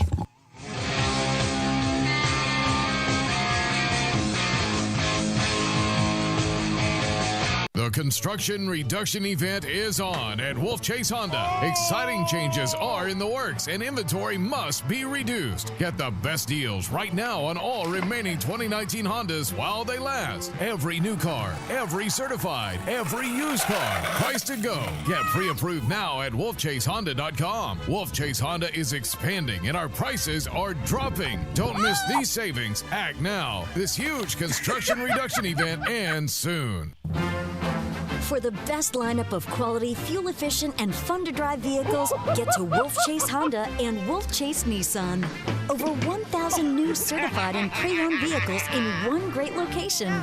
Catch the savings now during our huge model year-end sales event. Score an amazing deal at Wolf Chase Honda and Wolf Chase Nissan and get to the game in style at Germantown Road and Highway 64. Family-owned since 1981. I'm here with the great Pat Donahue from the Rendezvous Restaurant Shipping Department. Thanks, Brett. We've been shipping our ribs all over the country now for decades from our USDA-inspected shipping kitchen in the Pinch District. We hand-cook our ribs in pits that Mr. Charlie built over charcoal, just like they do at the restaurant. So what comes in a rib box? We could do pork shoulder, we could do ribs, our sauce, seasoning, baked beans, coleslaw. We'll even throw in Pancho's cheese dip with our nacho boxes. We also put a bag of Rendezvous seasoned popcorn, heating instructions, some chef hats, some wet naps, and some other helpful tips from our kitchen. We ship our ribs overnight. exclusively FedEx. And we put them in nice packaging. We don't ever want to use styrofoam, so we use corrugated cardboard, actually 2 boxes that fit nice together. So the ribs get to you, your loved ones, or your clients in a safe, wholesome manner. Rendezvous ribs are perfect for out-of-town clients, customers, loved ones. We also ship ribs for any occasion. Where do we order these great ribs? You can go to www.hogsfly.com or give us a call at 1-888-464-7359. Charlie Burgos' Rendezvous Restaurant in the alley since 1948. Valentine's Day is right around the corner, and here at Sports 56, we want to make you a hero. That's why all day from 10 to 6 on Monday the 10th, we will be at Dinstall's on Pleasant View. And when you come in, you get a 14% discount on your purchase of $14 or more, all for Valentine's Day. Remember all the sweethearts in your life? They love Dinstall's chocolate. We've got giveaways, too. A 1-pound heart-shaped box of Dinstall's hand-packed chocolates will be given away. So will chocolate-covered strawberries. They're in time for Valentine's Day. So be a hero. Head to any of the locations, Laurelwood, Germantown, Collierville, even downtown now, located at Main Street and Peabody Place, and get the best chocolates, the best strawberries, the best candies, the signature of Memphis, Dinstall's. And don't forget, from 10 to 6 on Pleasant View, we'll be there for Valentine's Day. We are Sports 56, WHBQ Memphis, WIVG-FM Tunica Memphis, and WPG-FLP Memphis, Flynn Broadcasting Stations. Welcome back to Sportstime on Sports 56 with Wolo and Stats. This hour of Sportstime is brought to you by DeSoto Auto Sales. Here once again are Dave Woloshin and Brett Norsworthy. I know Evan Barnes has been very busy since he had to jump on the Grizzlies beat for the commercial appeal, and busy today. I was texting with him early this morning, and it was moving fast and furious, and it stayed that way all day. He'll catch us up on this team, this roster, where the Grizzlies are about to embark on after being 26-25 to this point. This hour brought to you every day by DeSoto Auto Sales down on Goodman Road in DeSoto County, 5704 Goodman Road, 662-890-7184. Come on down to DeSoto County for that town and country experience on Goodman Road at DeSoto Auto Sales, where all the cars are test-driven, all are checked out head to toe, bumper to bumper, with an unlimited inventory, every make, every model. If it's not on the lot, they'll go find it for you at DeSoto Auto Sales. No shortcuts taken. You walk in, you're treated like family by very kind and courteous employees with a laid-back, down-home environment, no high-pressure sales, but they do want you to enjoy the ultimate car experience. We're living in a world today that time matters. They know that at DeSoto Auto Sales. They want you to walk in the door within 45 minutes, test drive your car, get credit approved, paperwork completed, and you're gone. You can do that in your lunch hour. You can do it immediately after work at DeSoto Auto Sales. Proud to serve DeSoto County and the surrounding area. Come on down to DeSoto County for that town and country experience at DeSoto Auto Sales. You talk about high pressure, like you were just saying they don't do that. But the high pressure that Evan Barnes has been under, you had signing day yesterday with the biggest moving day trading deadline in the NBA for a while, and he's had to cover it all. So we know the big trade was made, and that is goodbye to Iguodala, goodbye to Crowder, goodbye to Hill, hello to Winslow, Waiters, and Johnson. Well, Waiters is we've just been told is not going to play.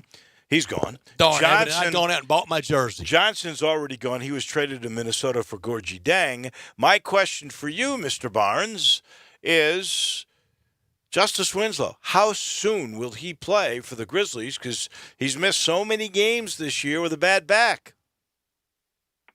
I would not expect him anytime, at least in the next couple of weeks. It seems as if that back injury, he's only played in one game since early December, and he was going to miss this Heat road trip through the All-Star break. So he won't play for at least a couple of weeks, but it's my understanding that if the Grizzlies were worried about him being a long-term injury risk, they would not have made this trade. They believe that he can get healthy.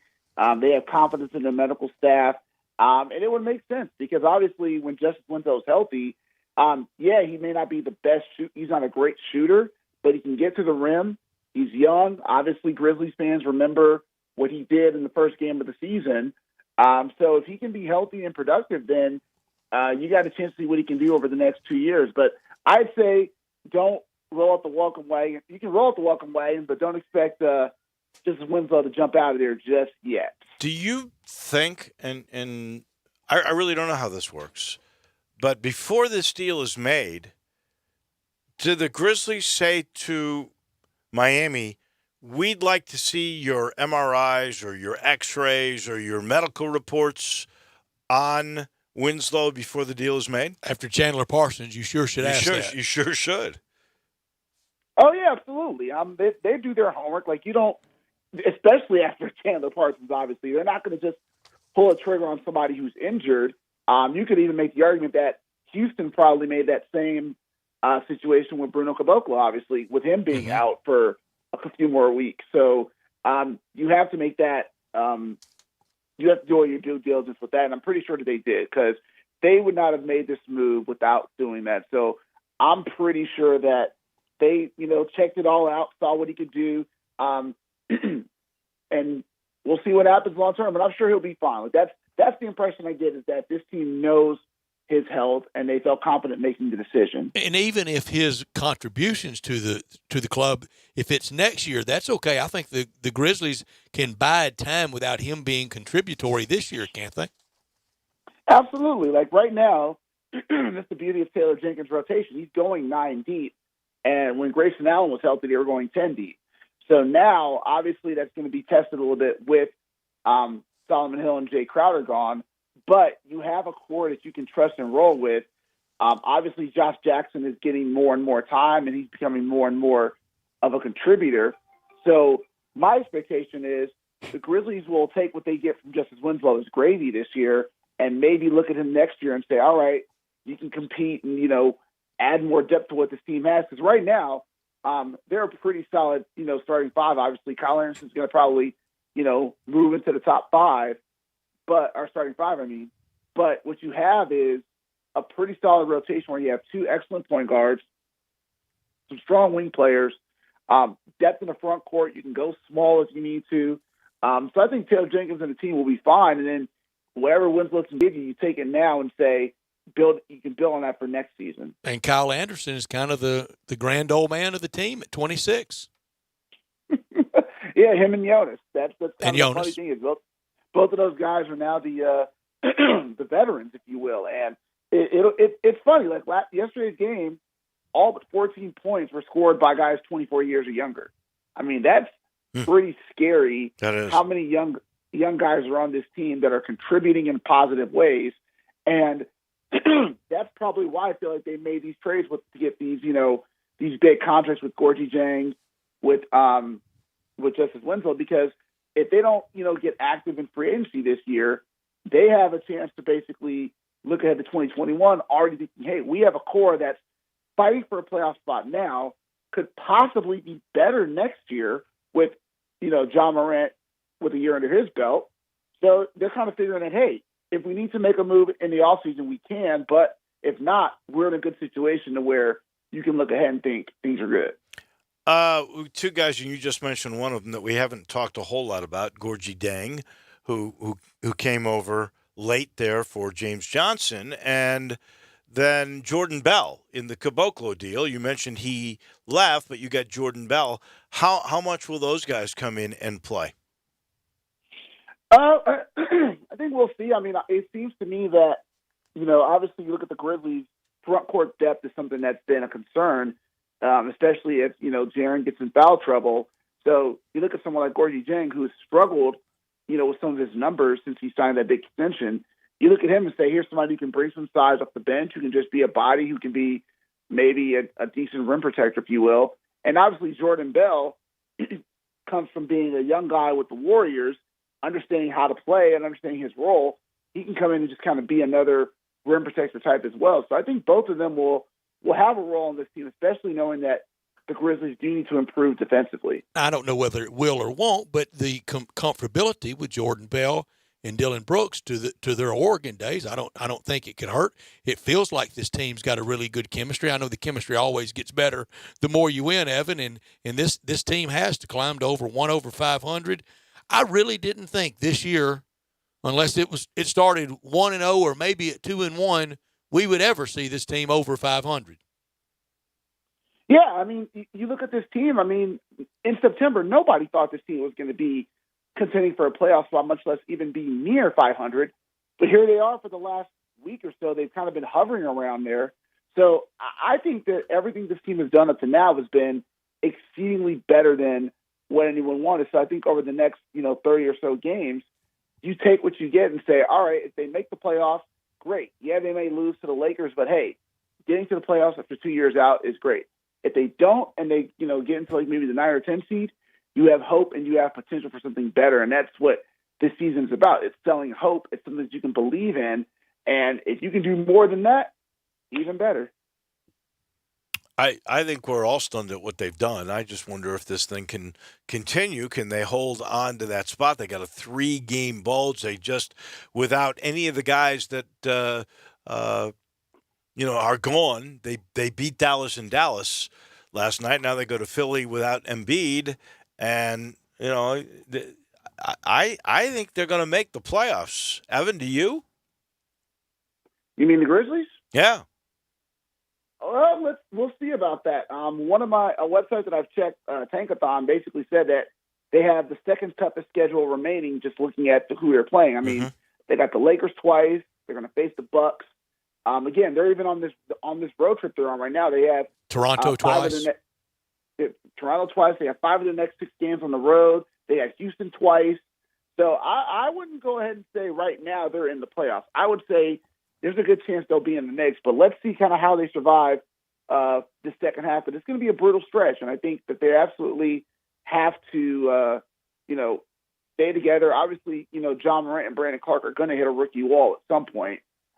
So let's see what happens, but I would say they'll be in the mix, which is more than what this team promised fans a few months ago. We knew in the preseason on trade deadline day, Andre Iguodala would be prominently involved, and he has been, and he was, and now he's out. And it's almost impossible to miss something that you never had. He never had a uniform number assigned to him here. But we had no idea on trade deadline day we would have a serious playoff conversation. That's remarkable. If they fall short, it has still been advanced this year. Absolutely. And I think that speaks to not just how good John Morant has been impacting the team, but it speaks to Taylor Jenkins in his first year really being a guy who can, who came in his first year, learn how to manage these players, and is able to create this culture change where offensively they're more fun to watch than they've ever been. They're going to break records for most points per game, most assists per game this season. It really looks like a culture change. So I think and again, Coach of the Year is going to be a very interesting debate, and I think obviously Eric Spoelstra in Miami is probably the odds-on favorite right now. But you could say that Taylor Jenkins has definitely played his way into Coach of the Year discussion, and that speaks a lot to how well he's done his first year. So yeah, I think that there's like I've been saying, there's room to be excited about what lies ahead. But even right now, you see a team that's going to be a must-watch team, at least in Memphis. And I'm sure around the nation, League Pass is available since the Grizzlies right now don't have any other TV games except for facing the Clippers on NBA TV this month. The loss of Crowder and Hill for leadership in that locker room, will it have any repercussions? It probably will initially. I mean, they were so close to them. John Morant talked a lot about just how much Jay Crowder's been like his veteran and his guy that he kind of sees for being an extra pair of eyes on the court. The same with Solomon Hill. Ja had some really nice things to say about him yesterday, and it was shared by a lot of the guys on this team. They really looked at them as leaders, as go-to guys for how to experience the league, how to handle taking care of their bodies. And really that's kind of what has made this kind of trade, even though it was expected, kind of surprising, because we thought that maybe you keep these guys together and just say, hey, let's ride this chemistry out because you don't want to upset that. But I think that Jaren Jackson actually made a good point. He said, this is the time to show why we're professionals. And I thought that quote was really illuminating from the youngest player on the team that, hey, they've taught us well. We know what we need to do here. Let's rally around each other and be professionals. And I think that's pretty much the message of the team is they're going to miss them, but they're going to also keep pushing because what have they got to lose by, doing their best and, winning, at least between high 30 in the win total this year. Evan, this front office has gotten so many things right this year, but I think we go all the way back to last year and the decision to move on to trade Marc Gasol, but also to wait on the deal for Mike Conley. They waited and got a better deal, didn't they? They did. I mean, if you look at it one way or the other, they got Mike Conley, and I believe Jay Crowder was in that deal for Conley. So he goes to Miami. You're getting Justice Winslow back. I would say the deal worked out pretty well for everybody. I mean, it's kind of what you'd hope the teams would do when you have, whether it's a beloved icon in Mike Conley or a veteran that's trying to move in Jay Crowder. You hope to make it a deal where you obviously want to do the best thing for yourself and the team, but you obviously want to do right by your players to obviously keep your fans invested. So I think that they all did, they've done a really good job. Again, how they handled Iguodala by not really, speaking publicly, I thought was absolutely great. And right about now, we'll see what happens with these deals. But overall, I would say this new front office has definitely done better to inspire confidence than the last few years. Around the league, it has been crazy. I thought, and you're from L.A., so you would know, do you think the Marcus Morris, Isaiah Thomas move to the Clippers in their three-way trade with Washington and the Knicks, do you think that makes the Clippers as good as the Lakers? Well, we'll see. I believe I saw a report that Isaiah Thomas is going to either get waived or bought out. So that takes him out of the equation. Marcus Morris, we'll see. I watching that Knicks game, yes, Marcus Morris is a good player. I don't see him being the missing piece for a really good team. I think he'll be a solid player. He's obviously, very physical, and as we saw, he's very emotional. But I really don't know if he really helps them any more than what they already have. Like, they really need Paul George to stay healthy and Kawhi to stay healthy, because if those guys are healthy with their bench and what they're doing, I think they'll obviously push the Lakers. But right now, it seems like the West right now is the Lakers to lose, and we'll see what happens from that point. You also write about the Tigers in the Commercial Appeal, just like you're doing for the Grizz right now. Were you much involved in signing day, and what do you think of Ryan Silverfield's first class? So I'll be honest. So Wednesday I was traveling to Dallas, so I really didn't I kind of feeded our signing day coverage immediately to Jason Munns. But on Sunday, obviously, I saw that the Tigers got 2 commitments. I spoke to one of them, Maurice White, the defensive lineman from East Mississippi. He seemed very happy to come on board and obviously keep the pipeline going from Mississippi JUCOs to Memphis. But overall, you look at what Silverfield has done with his first class. He kept it all together except for one commitment who flipped to Temple. He got 4 commitments after the early signing period, including Kenneth Gainwell's brother Corey.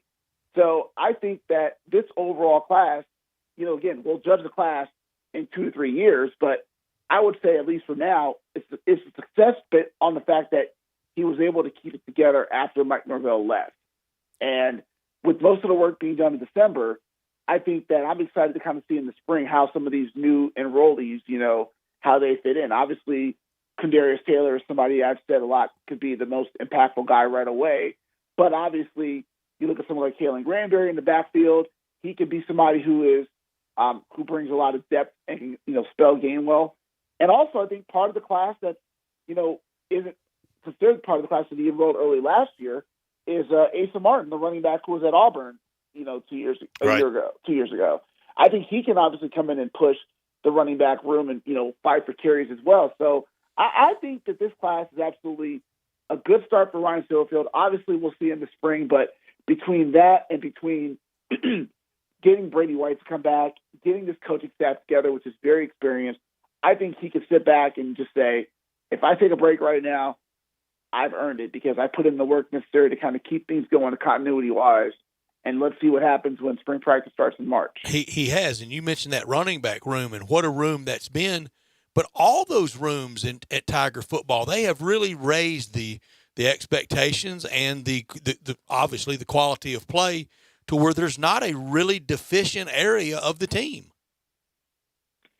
Yeah, I think this year, I mean, they were fortunate the last 2 years to not lose that many players from the depth that they have. But you look at defensive line, there's obviously they can go too deep there. You look at the linebacking core, there's guys who were role players the last few years who are still going to be needed to be role players.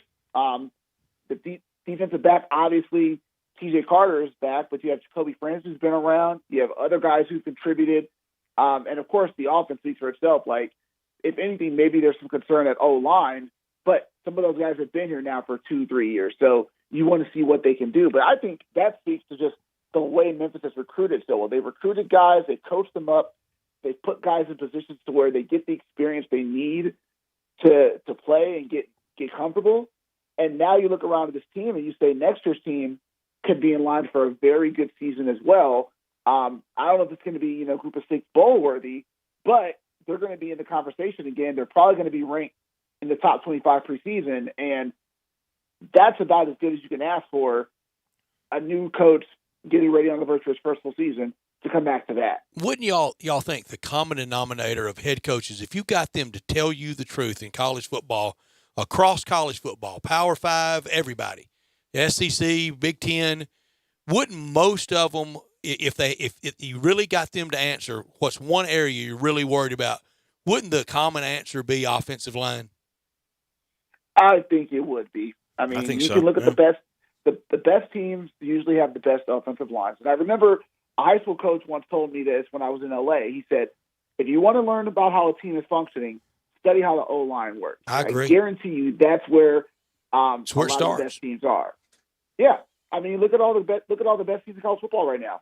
Usually all of them have either great lines or guys who are going to, get drafted to the pros. Obviously, the Cotton Bowl, that was the big difference. Penn State's O-line was able to, lean on Memphis a little bit and get things going. So O-line is definitely, the important thing. And I think that's where Ryan Steelfield as a coach can shine because he understands the value of guys in the trenches. He understands the importance of coaching those guys up. So he's getting people who can coach up his different positions in that same way to where experience matters, relationships matter, and guys who can who understand the importance of development over just big talent. I think that's going to be key because obviously Memphis is not going to get the players that the big power schools are going to get. But if you can get guys who can be molded, who can be shaped, who can be developed, and guys who are willing to be teachers, that helps the Group of 5 schools a long way. And you can see it with who are continually in the mix every single year, like Memphis. I think if we look, you did lose Dustin Woodard, and that was a really good offensive lineman. But for the most part, other studs that you had are coming back. You got your quarterback back, you got your receiver back, you got your running back back, you got a couple of you just mentioned that are coming in. He'll be able to score points. The schedule may be a little bit harder this year, but I think in the long run, Memphis certainly can be in the mix. You got to get some luck, but they can be in the mix for sure to get to the New Year's Day 6 bowl slot again. Last thing for Evan Barnes, who's working Grizzlies and for the Tigers, and that's on Mike McIntyre and getting a whole staff while you're trying to keep a class and everything and prepare for a bowl game. Silverfield did an amazing job, and he'll be joining us tomorrow, by the way, at 5:30. Thought we'd get that little plug in. But what did you think about his staff? I really like it. Like I thought last year's staff with Mike Norvell, that staff was a very grown-up, experienced staff. I thought that was a lot of coaches who had new coaches who came in with experience, and that was what made me really excited about them. This year's staff, I think, has just as much, if not more, experience, especially when you bring in a guy like Mike McIntyre, who obviously was coach of the year at Colorado. You bring in a guy like Jim Brish, coach O-line, who's been doing this for over 20-plus years. And then you got some new faces in there, Kyle Pope, the defensive line coach, Burt Watts, who oversaw a really good defense at Fresno State a couple years ago, Charles Clark, the DB coach, who has known and worked with Mike McIntyre for years at various stops. He was at Ole Miss with them last year. I think you have a group of coaches that are eager to not just get to work, but they can go to these experienced guys and say, look, we've sent guys to the pros. We've developed guys here. I know it's going to be a different change for you, but if you trust us, we can get you not just to the pros, we can get you better on the field. So I think I'm really excited to see how they work in the spring because obviously we're not going to be able to decipher that much, but just to see the energy, the way that they respond, the way the players respond to the new coaches. I'm really curious to kind of see how that looks. But of course, I'll be curious how much I even get to see, because I'll be probably busy with a team that's making a playoff push with the Grizzlies. So good problem. There you go. It'll be a fun 2 months. Let's just say how that goes. So it'll be a fun time in Memphis, and I can't wait to just tell the stories and be a part of it. Busiest man in showbiz. That would be Evan Barnes from the Commercial Appeal. Thank you, my friend. Thank we you. truly appreciate you giving us A lot some of time fun. today. Thank you. Hey, thank you guys. Y'all have a great one. You too.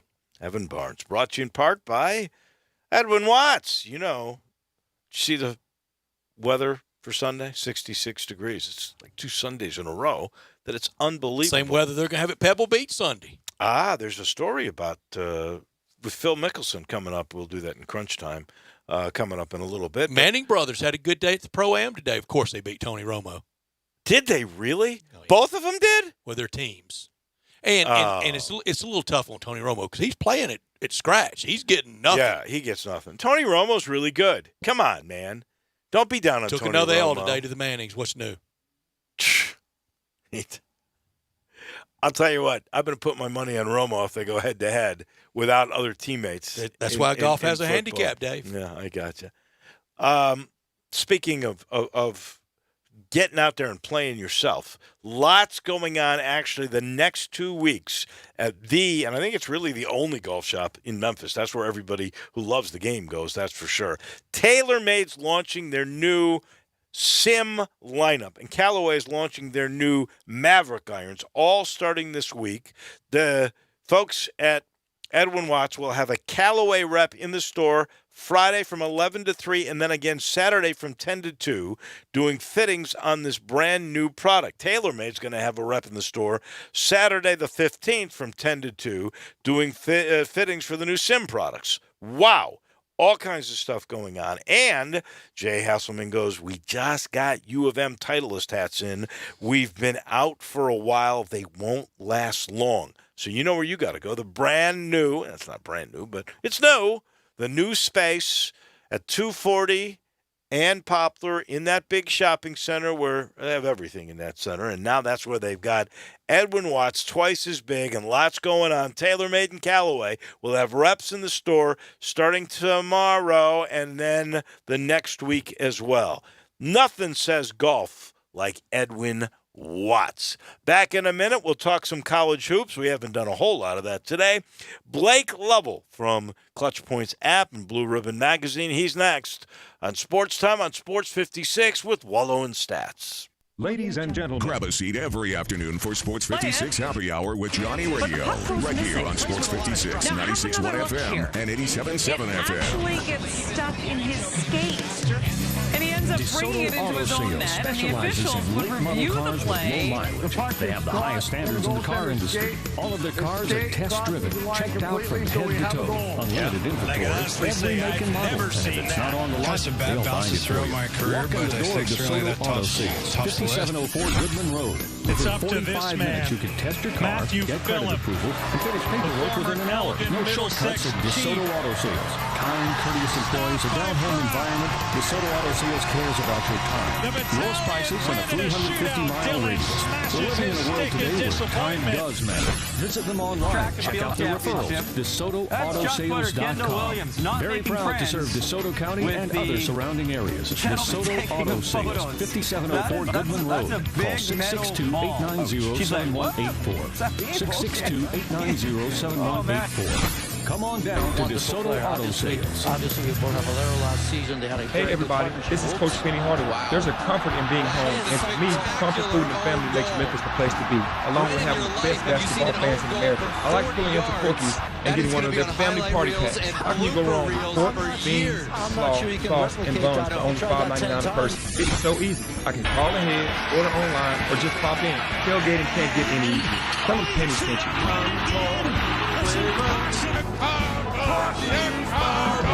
Did this hit the Got something you want to get off your chest? You better have a backup plan. Want to join the conversation? The Bears season's going to end on a Join us on the First Bank phone lines at 360-8255 or the First Bank text line at 67129. Welcome back to Sportstime on Sports 56 with Wolo and Stats. He was so concerned about pulling his Sportstime is pants brought up. to you by DeSoto Auto Sales. Here once again are Dave Woloshin and Brett Norsworthy.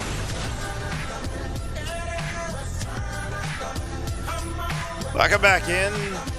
We're cruising through our final hour on this yucky, wintry day. As I mentioned, it's going to be nice on Sunday. Until then, we're going to have to sit back and wait. And we've got plenty going on all over the place with the NBA. But you know what? Big night college hoops in the American. It was a big night last night in the SEC. Nobody covers hoops better than Blake Lovell from Clutch Points app to Blue Ribbon Magazine. He joins us in this slot every week. We're so proud to have him. And Blake's in Nashville where the long national nightmare's over. Finally over. Vandy wins. Does that save? Yeah, I tell you. Does that save his it job? Was, well, it was quite a scene. I'll tell you that because, it's kind of funny because we think back, how well really, and we were talking about sort of the teams that have dominated the SEC that really haven't been Kentucky and Florida over the past several years. And, LSU's been one of those teams. Back to last year, look at what they're doing this year. And then you see a team with a 26-game regular season losing streak. And it just seems fitting with the SEC that's sort of how it ended. But what a game, what a performance for Vandy there. And it had been tough around Vandy athletics, around the Vanderbilt community, with the ouster of the athletics director, the new AD in, and I love the trailblazing hire. But Vandy's got to get to where Derek Mason said a few years ago. He when asked what he would remind the new AD, and that was Malcolm Turner, what would he tell him? Remember, we're in the SEC. And I think sometimes, Blake, they forget that about everything except for baseball. Well, I know there are a lot of people over there right now that have been there, that have seen this sort of, athletics program change throughout the years. And unfortunately, I think a lot of them believe this is certainly among the worst they've ever seen in terms of just how things are right now from top to bottom. And like you said, aside from baseball, you look at everything else. It's not good. And I think, obviously moving forward here, they have, some confidence in Candace Lee and what she can do, but the whole Malcolm Turner thing just didn't work out. And I think that's another sort of situation now where you look at it and, everybody's thinking, well, how does that affect someone like Jerry Stackhouse? How does all the other things kind of fall in place when we don't really know how the entire structure of the athletic department, what the school really wants. It's an education first. We know that. It is. It's kind of a mess there right now for everybody to talk to, and it's going to be interesting to see how it goes moving forward. And, Blake, you know it there in Nashville. For anybody asks me on the text line or calls in, 0 is the number. And I don't go 100% or 0% on very many things. 0% chance, 100% chance Vanderbilt stays in the SEC. 0% chance. If somebody asks me, they're going to get kicked out of the SEC, not a chance. Charter member, founding member, and that academic heft that they bring, the SEC doesn't want to do that. And you got to have somebody to beat. And the relationship with Nashville going forward and hosting all these tournaments. I didn't say that, but a lot of people think what Dave just said. Yeah, no, he's right. That's exactly what I was going to bring up. Is that's what everybody sort of thinks. And I think sometimes there was a point where, obviously, when James Franco was there in football and what Tim Corbin's done in baseball, and Kevin Stallings, I think a lot of people, wanted him out of town, but you still have to look at his overall body of work. I thought he did a really good job there. And it seemed like even when that was happening, even during the success, people are still thinking, well, why is Vanderbilt in the SEC? And everybody's thinking back, probably to the early 90s, mid-90s in football. And just, I can remember the 65-0 games against Tennessee and all those ones like that. And again, things have changed. The problem is now, like we're saying, it's where the athletic department, at least at this point, has taken such a sort of turn in the wrong direction, I think, because of just how everything is set up and kind of where they're at, certainly with Turner leaving.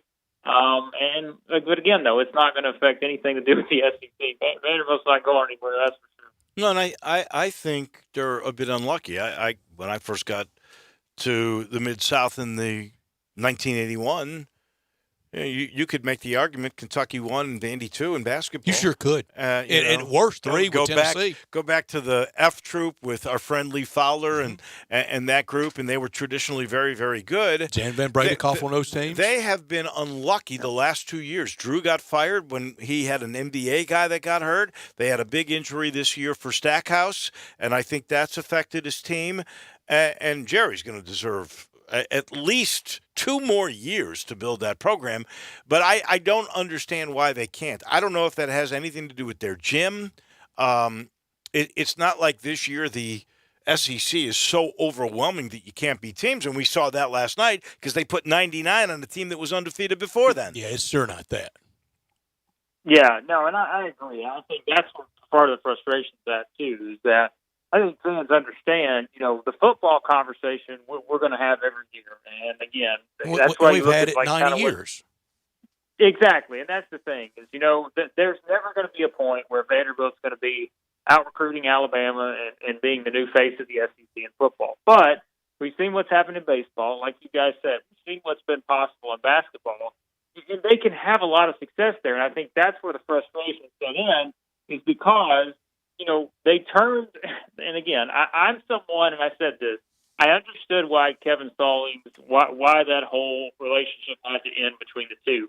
But I also was one that looked at it as a whole and said, man, you could probably do a whole lot worse here in terms of how things are going to turn out maybe immediately after you make a decision like this. And that's what we kind of see. But like you said, it's really a matter of luck, too. I mean, it's a team that's had bad luck, and it's put them in this position to where now, like we're saying, it's not just that, they were a team coming into this season that was sort of falling to the bottom of the pack, like they are the bottom. And I think that's where fans are frustrated is because they understand they can be, a top 4 team in SEC basketball every year potentially. And I think that's what's very intriguing about Jerry Stackhouse. I've been on board with him from the start. I think he's someone that's done a really good job with this specific team. I think they play hard, they're tough, and I think we saw that last night. Is their setup at Memorial Gym, does it need to be redone? Is that a part of it that just it's old, the fans have to sit below the court unless you're up high? They've modified it to where the coach can walk the sideline now. Used to they were stuck on the end lines. Right. And Blake, they have modified now to, both coaches are really kind of out near midcourt. They take a stool, right, and they put it down there? I don't know if they have that, but they can roam more freely than they used to could.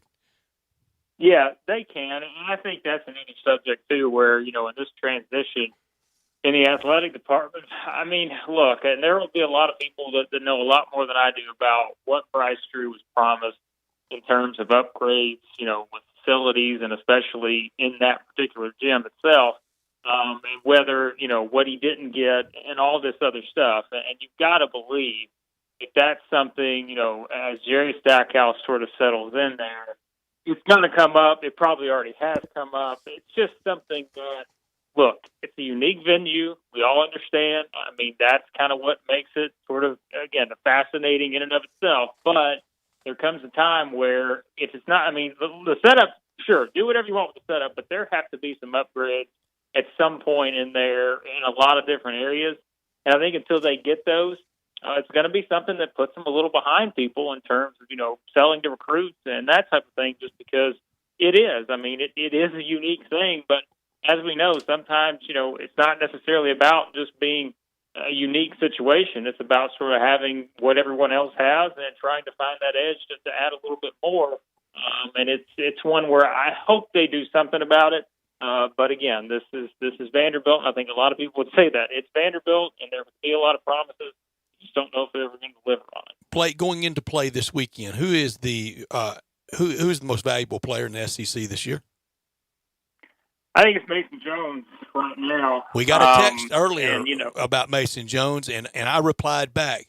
When you're doing things at Arkansas and they're mentioning Martin Terry scoring records, and that was pre-Eddie Sutton in the 70s, it's bigger than Todd Day. It wasn't all-time leading scorer, but that guy was going out and getting 30 and 35 and 40 a night. in the early 70s. Now, they weren't stopping anybody, but Eric Musselman, he stopped people.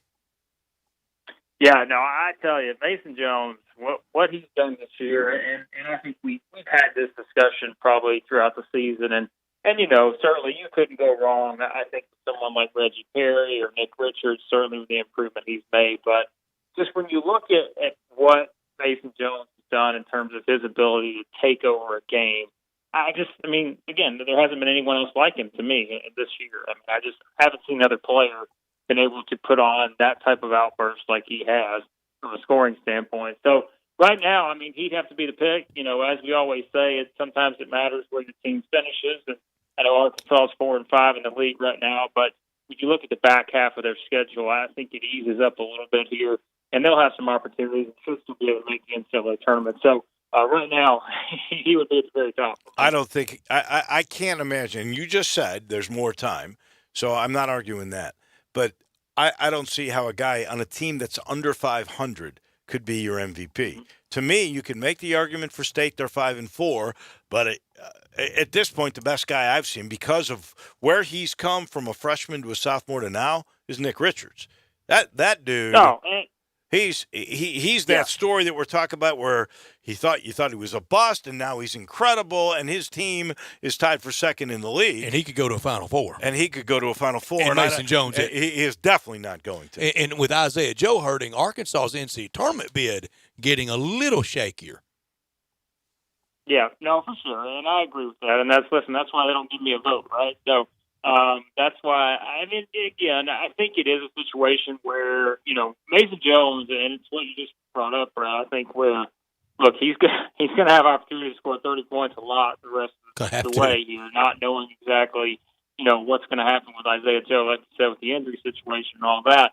But, yes, if you look at it from the long picture in terms of where a guy was and to where he is now and where his team potentially could be, Nick Richards is probably a better choice than Mason Jones or Reggie Perry, just because we feel like Kentucky, at least at this point, it feels like a three-team race. Like it's going to be LSU, Auburn, and Kentucky. I just don't trust Florida. I don't care how much they come back. I don't either. We've seen they're just too inconsistent, and there's no way I can trust them at this point. So, yeah, you're probably looking at Kentucky right up there, and in that scenario, Nick Richards probably getting a lot of votes. I'm going to Oxford Saturday to see the Gators, and I love Michael White, and I love that family. But last night, when he was down 22 at home to Georgia, I told somebody I was sitting by at the Tigers game. I said, if this holds and he loses Saturday at Ole Miss, official red hot seat for Michael White. It may still be a little warm, but it's not as hot if that 22 had held and he loses to his alma mater on Saturday, because Florida was a preseason Final Four conversation piece. Yep. They were, and I kind of had the same thought last night when I saw they're down 22. And I'm thinking, if they lose this game by double digits at home, it's scalding hot in terms of where they are. Because that would have knocked them out of the tournament right now. Like again, they have many games left to play, but that would have knocked them out losing a game to Georgia, and that's the problem really with Florida. And I said this before that Vanderbilt game, they have to win 5 in a row here. They can't to lose to Ole Miss, they can't lose at A&M, and they can't lose to Vanderbilt. Like they just, from a ranking standpoint, from a numbers standpoint, they can't lose any of these games, because if they do, they're on that line right now to where it will knock them out. And yes, they've got a chance to make up for it, but the problem is, they've still got to go to Kentucky, they still got to go to Tennessee, they got to play Kentucky again, they still got LSU. So they have to win all these games, and even then, that doesn't boost your resume enough to the point to where we're feeling completely confident that Florida's going to make the NCAA tournament. So it's going to be fascinating to see how things unfold there. If they were to miss the tournament, that turns it up a lot, and he's going to go into probably a season next year where I don't know what the expectations will be, because I don't know who will still be on the roster in terms of who goes to the NBA. Blackshear won't be there, so it's quite a setup, no doubt. What's happened there? Was it bringing Blackshear in and once you took a guy like that, though, now you got guys who were established there that are going to get ousted of minutes and things of that nature. Was that a distraction? What went wrong for White's team? Here's what I think, and I think it's something we've talked about with Kentucky over the years. But the thing is, it doesn't affect Kentucky as much anymore because I think John Calipari is so used to it. He goes into a season every year knowing that he's probably going to have one of the bottom 5 in terms of experience in the country. Like, he's going to have one of the 5 least experienced teams in the country because he has all freshmen playing. He may have a couple of sophomores. He may add, an older guy somewhere. But the thing is with Florida, that they're just not used to this, I don't think. And because they're literally playing, all freshmen, sophomores, and they carry Blackshear. I think that inexperience, and I don't think the chemistry has just meshed the way that they thought it would. And when you combine those two things together, it just hasn't worked out for them. And even their defense, which is something that they've always been able to lean on under Mike White. I mean, they have, and I was looking at the numbers for the season, they finished in the top 25 in defensive efficiency every single year he's been there. Right now, they're ranked 68th in that. And so they're not playing as good on defense. They're very inexperienced. Again, the chemistry just doesn't seem to be there.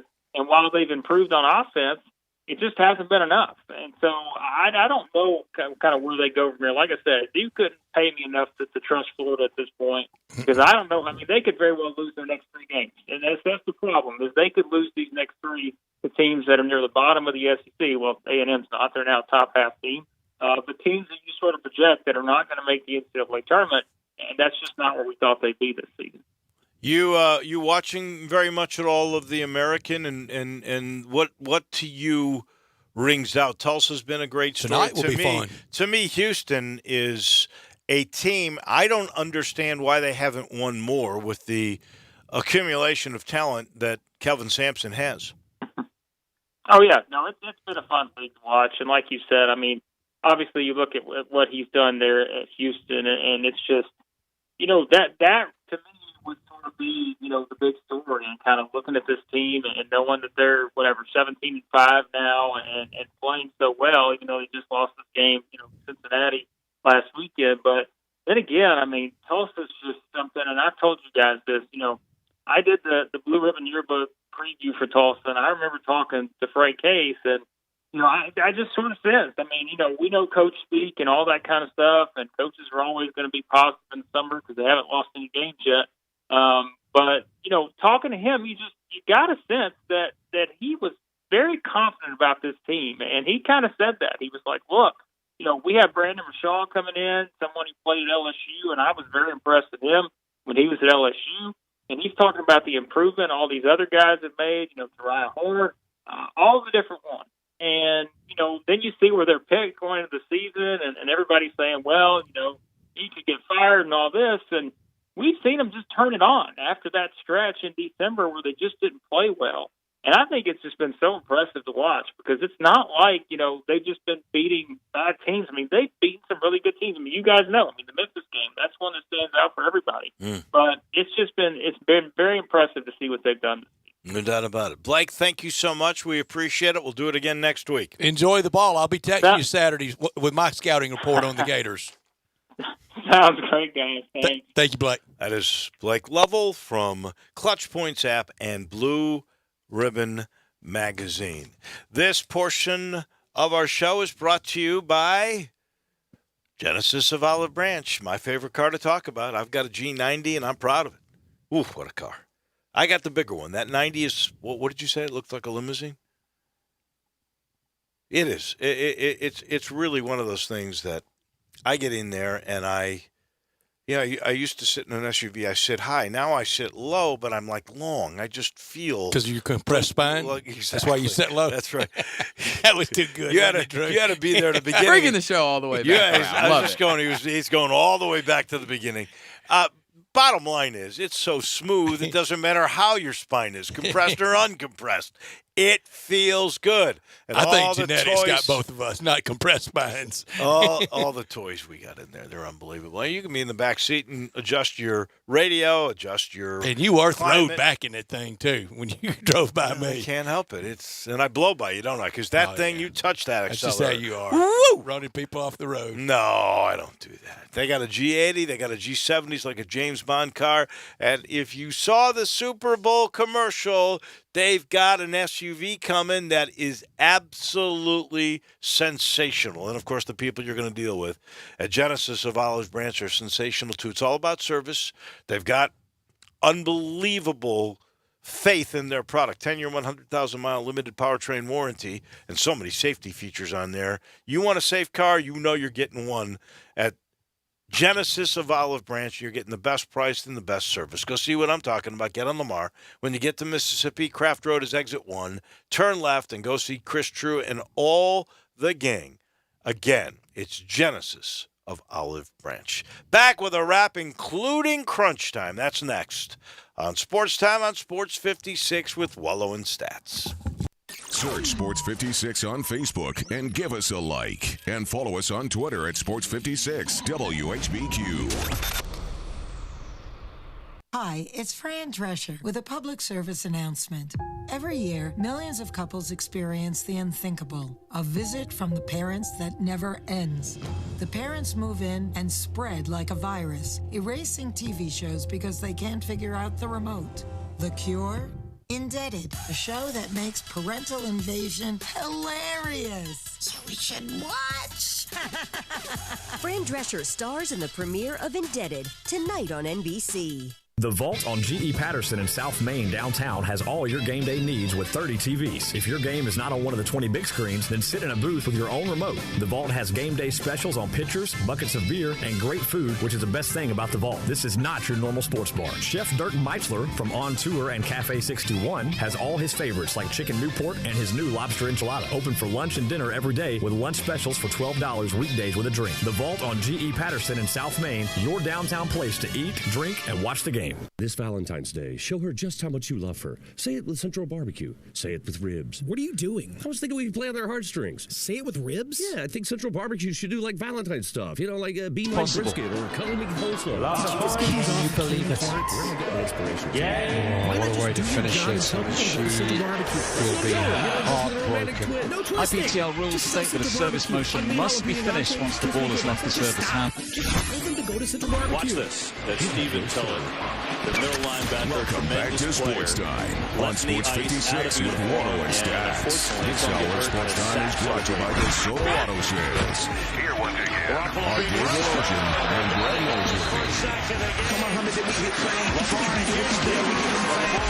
Got a portion of this program. It's brought to you by Ken Garland, Custom Home Builders. Ken knows it's a big decision. Are you going to remodel? Renovation, I call it renovation with innovation. He takes all the new modern amenities and changes your old home. Now, many of you love your home. You love your lot, but you want the modern amenities. He's the guy to do that. Or maybe you want a brand new home from scratch. Maybe you're looking for land. He's got that. Maybe you've got an old piece of land, been in your family forever. You're not sure what to do with it. Ken knows, 751-1632. That's the number, 751-1632, or go to kengarland.com. Or if you're looking for a piece of property, there's a new one that he's involved with. It's called Alaylon. It's a gated community by Boyle. It's on Messick Road, east of Kirby, all the way to McVeigh. 4-bedroom homes starting at $875,000, and you won't get a better place than this. Again, you can check it out on kengarland.com or give him a call. He's been doing it right for about 30 or 40 years. Ken Garland, Custom Home Builders. It's crunch time.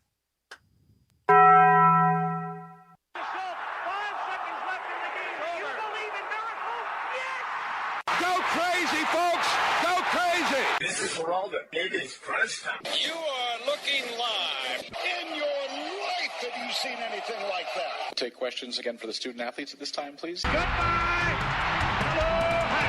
What's happening, big dog? How you doing? Is this thing working? It's obviously crunch time. Hammer, nail, coffin. This baby is over. Boop, boop, boop. That's what you're getting. Time for Taco Bell Crunch Time. Taco Bell, home of the crispy tortilla chips, topped with a double portion of either seasoned beef or shredded chicken, plus refried beans, nacho cheese sauce, reduced fat sour cream, guacamole, and a 3-cheese blend. Nachos Bel Grande, heaping portion of chips, topped with ground beef, tomatoes, beans, nacho cheese sauce, and a dollop of sour cream. Taco Bell, home to great food you get on your way home real fast, and they bring you crunch time every day. Learn today that Rivals Recruiting top 5, real shockers here. Georgia 1, Clemson 2, Bama 3, LSU 4, Ohio State 5. I'm stunned that that's the top 5. No Buffalo or Boise, Nevada or New Mexico. Very predictable. But of that top 5, what's one thing Georgia doesn't have that the other 4 that they all have? They don't have a title. They don't have one yet. Love Herschel Walker. Love the history of Georgia. But you watch their national championship ceremony, it's on Betamax. It's time for them to win one. Did you see the list, by the way, of a guy who put out each college and how many points team members have scored in the Super Bowl? Memphis has scored the 50th. Has scored 50 points, tied for the 10th most points. All that kicking in the NFL. It's in the championship game. Isn't that amazing? And here's my real top story that I learned. Phil Mickelson will not accept an exemption into the U.S. Open. He won't accept the special invite. The U.S. Open's the one major, of course, that he's House of Horrors. Well, man, 6 runner-ups. At Wingfoot. Yeah. Cool. Marion in 13. The U.S. Open occasionally awards a special exemption to the game's best players. Ernie Els got one. Jack Nicklaus received 8 of them. Phil says, no thanks. Wow. Way to go, Phil. Also learned today in the Pac-12, USC finished 10th out of 12 in recruiting in the Pac-12. It's going to be tough on Clay next year. Could have done without. Remember the people, and some of them were Tennessee fans, that wanted to fire Jeremy Pruitt last September in season, get him out of there, and hire Philip Fulmer in season. He goes on and wins 5 SEC games, 8 total, the Gator Bowl, and a great signing class. The East is back. Florida, Georgia, and Tennessee, and Kentucky kind of in at the top. But at the bottom, life's going to be rough on South Carolina, Vanderbilt, and Missouri. They're going to learn what Arkansas, Ole Miss, and Mississippi State have learned in the West. It's not fun being 5, 6, and 7. So Drinkwitz is going to have problems for the first couple of years, for sure.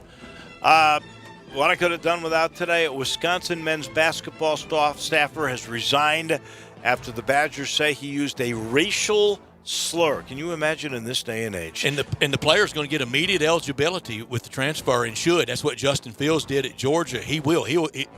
The freest of free agents. This was their strength and conditioning coach, and he's with them a whole lot. It's just hard to imagine you could make a ridiculous mistake like that. However, he claims he was recounting a story from the NBA. So that's his side of the story, but he did resign, so it makes you wonder. Keeping a close eye tonight on, I want to keep an eye on Kevin Chappell and Eli Manning scores at Pebble Beach. They didn't play Pebble today. I think they played Spyglass Hill, and Luke Donald and Peyton Manning also played there. They'll get around to Pebble, and we'll get around to a cut line for pro and amateur at Monterey Peninsula. USC 17-5 tonight at Arizona. USC lost to Temple. How do you lose to Temple? They were bad last night, Dave. And in the NBA, good night in the A&M AFC. lost to them too. They sure did. And A&M's not very good. Tonight in the NBA, 76ers at Bucks, reshaped 76ers again at 9 o'clock. Spurs in Portland. We don't care who loses in that one. And Lakers hosting Rockets at Staples Center. Houston a little bit reshaped. A lot of American games on. You know where I'm going? I'm going to see CBU play Delta State because our friend Mike Nienaber's in town. I thought I'd go take a look at that. We got to thank a bunch of people, including Mark Wise. What a good job. Elliot Perry, who played sick, and Evan Barnes and Blake Lovell. We'll do this thing tomorrow. Enjoy your day off. Brett Norsworthy. Have a great night, everyone. Is imitation the sincerest form of flattery? Not. When it comes to your car audio. Stereo One is the leader in car audio, remote start, security, and more for the past 30 years. Stereo One is proud to announce the grand opening of their new location, 1983 Covington Pike, across from the Honda dealership. To celebrate their new location, Stereo One has marked down their entire inventory. Remote start systems at $129. With free installation. Subwoofer base packages start at just $199.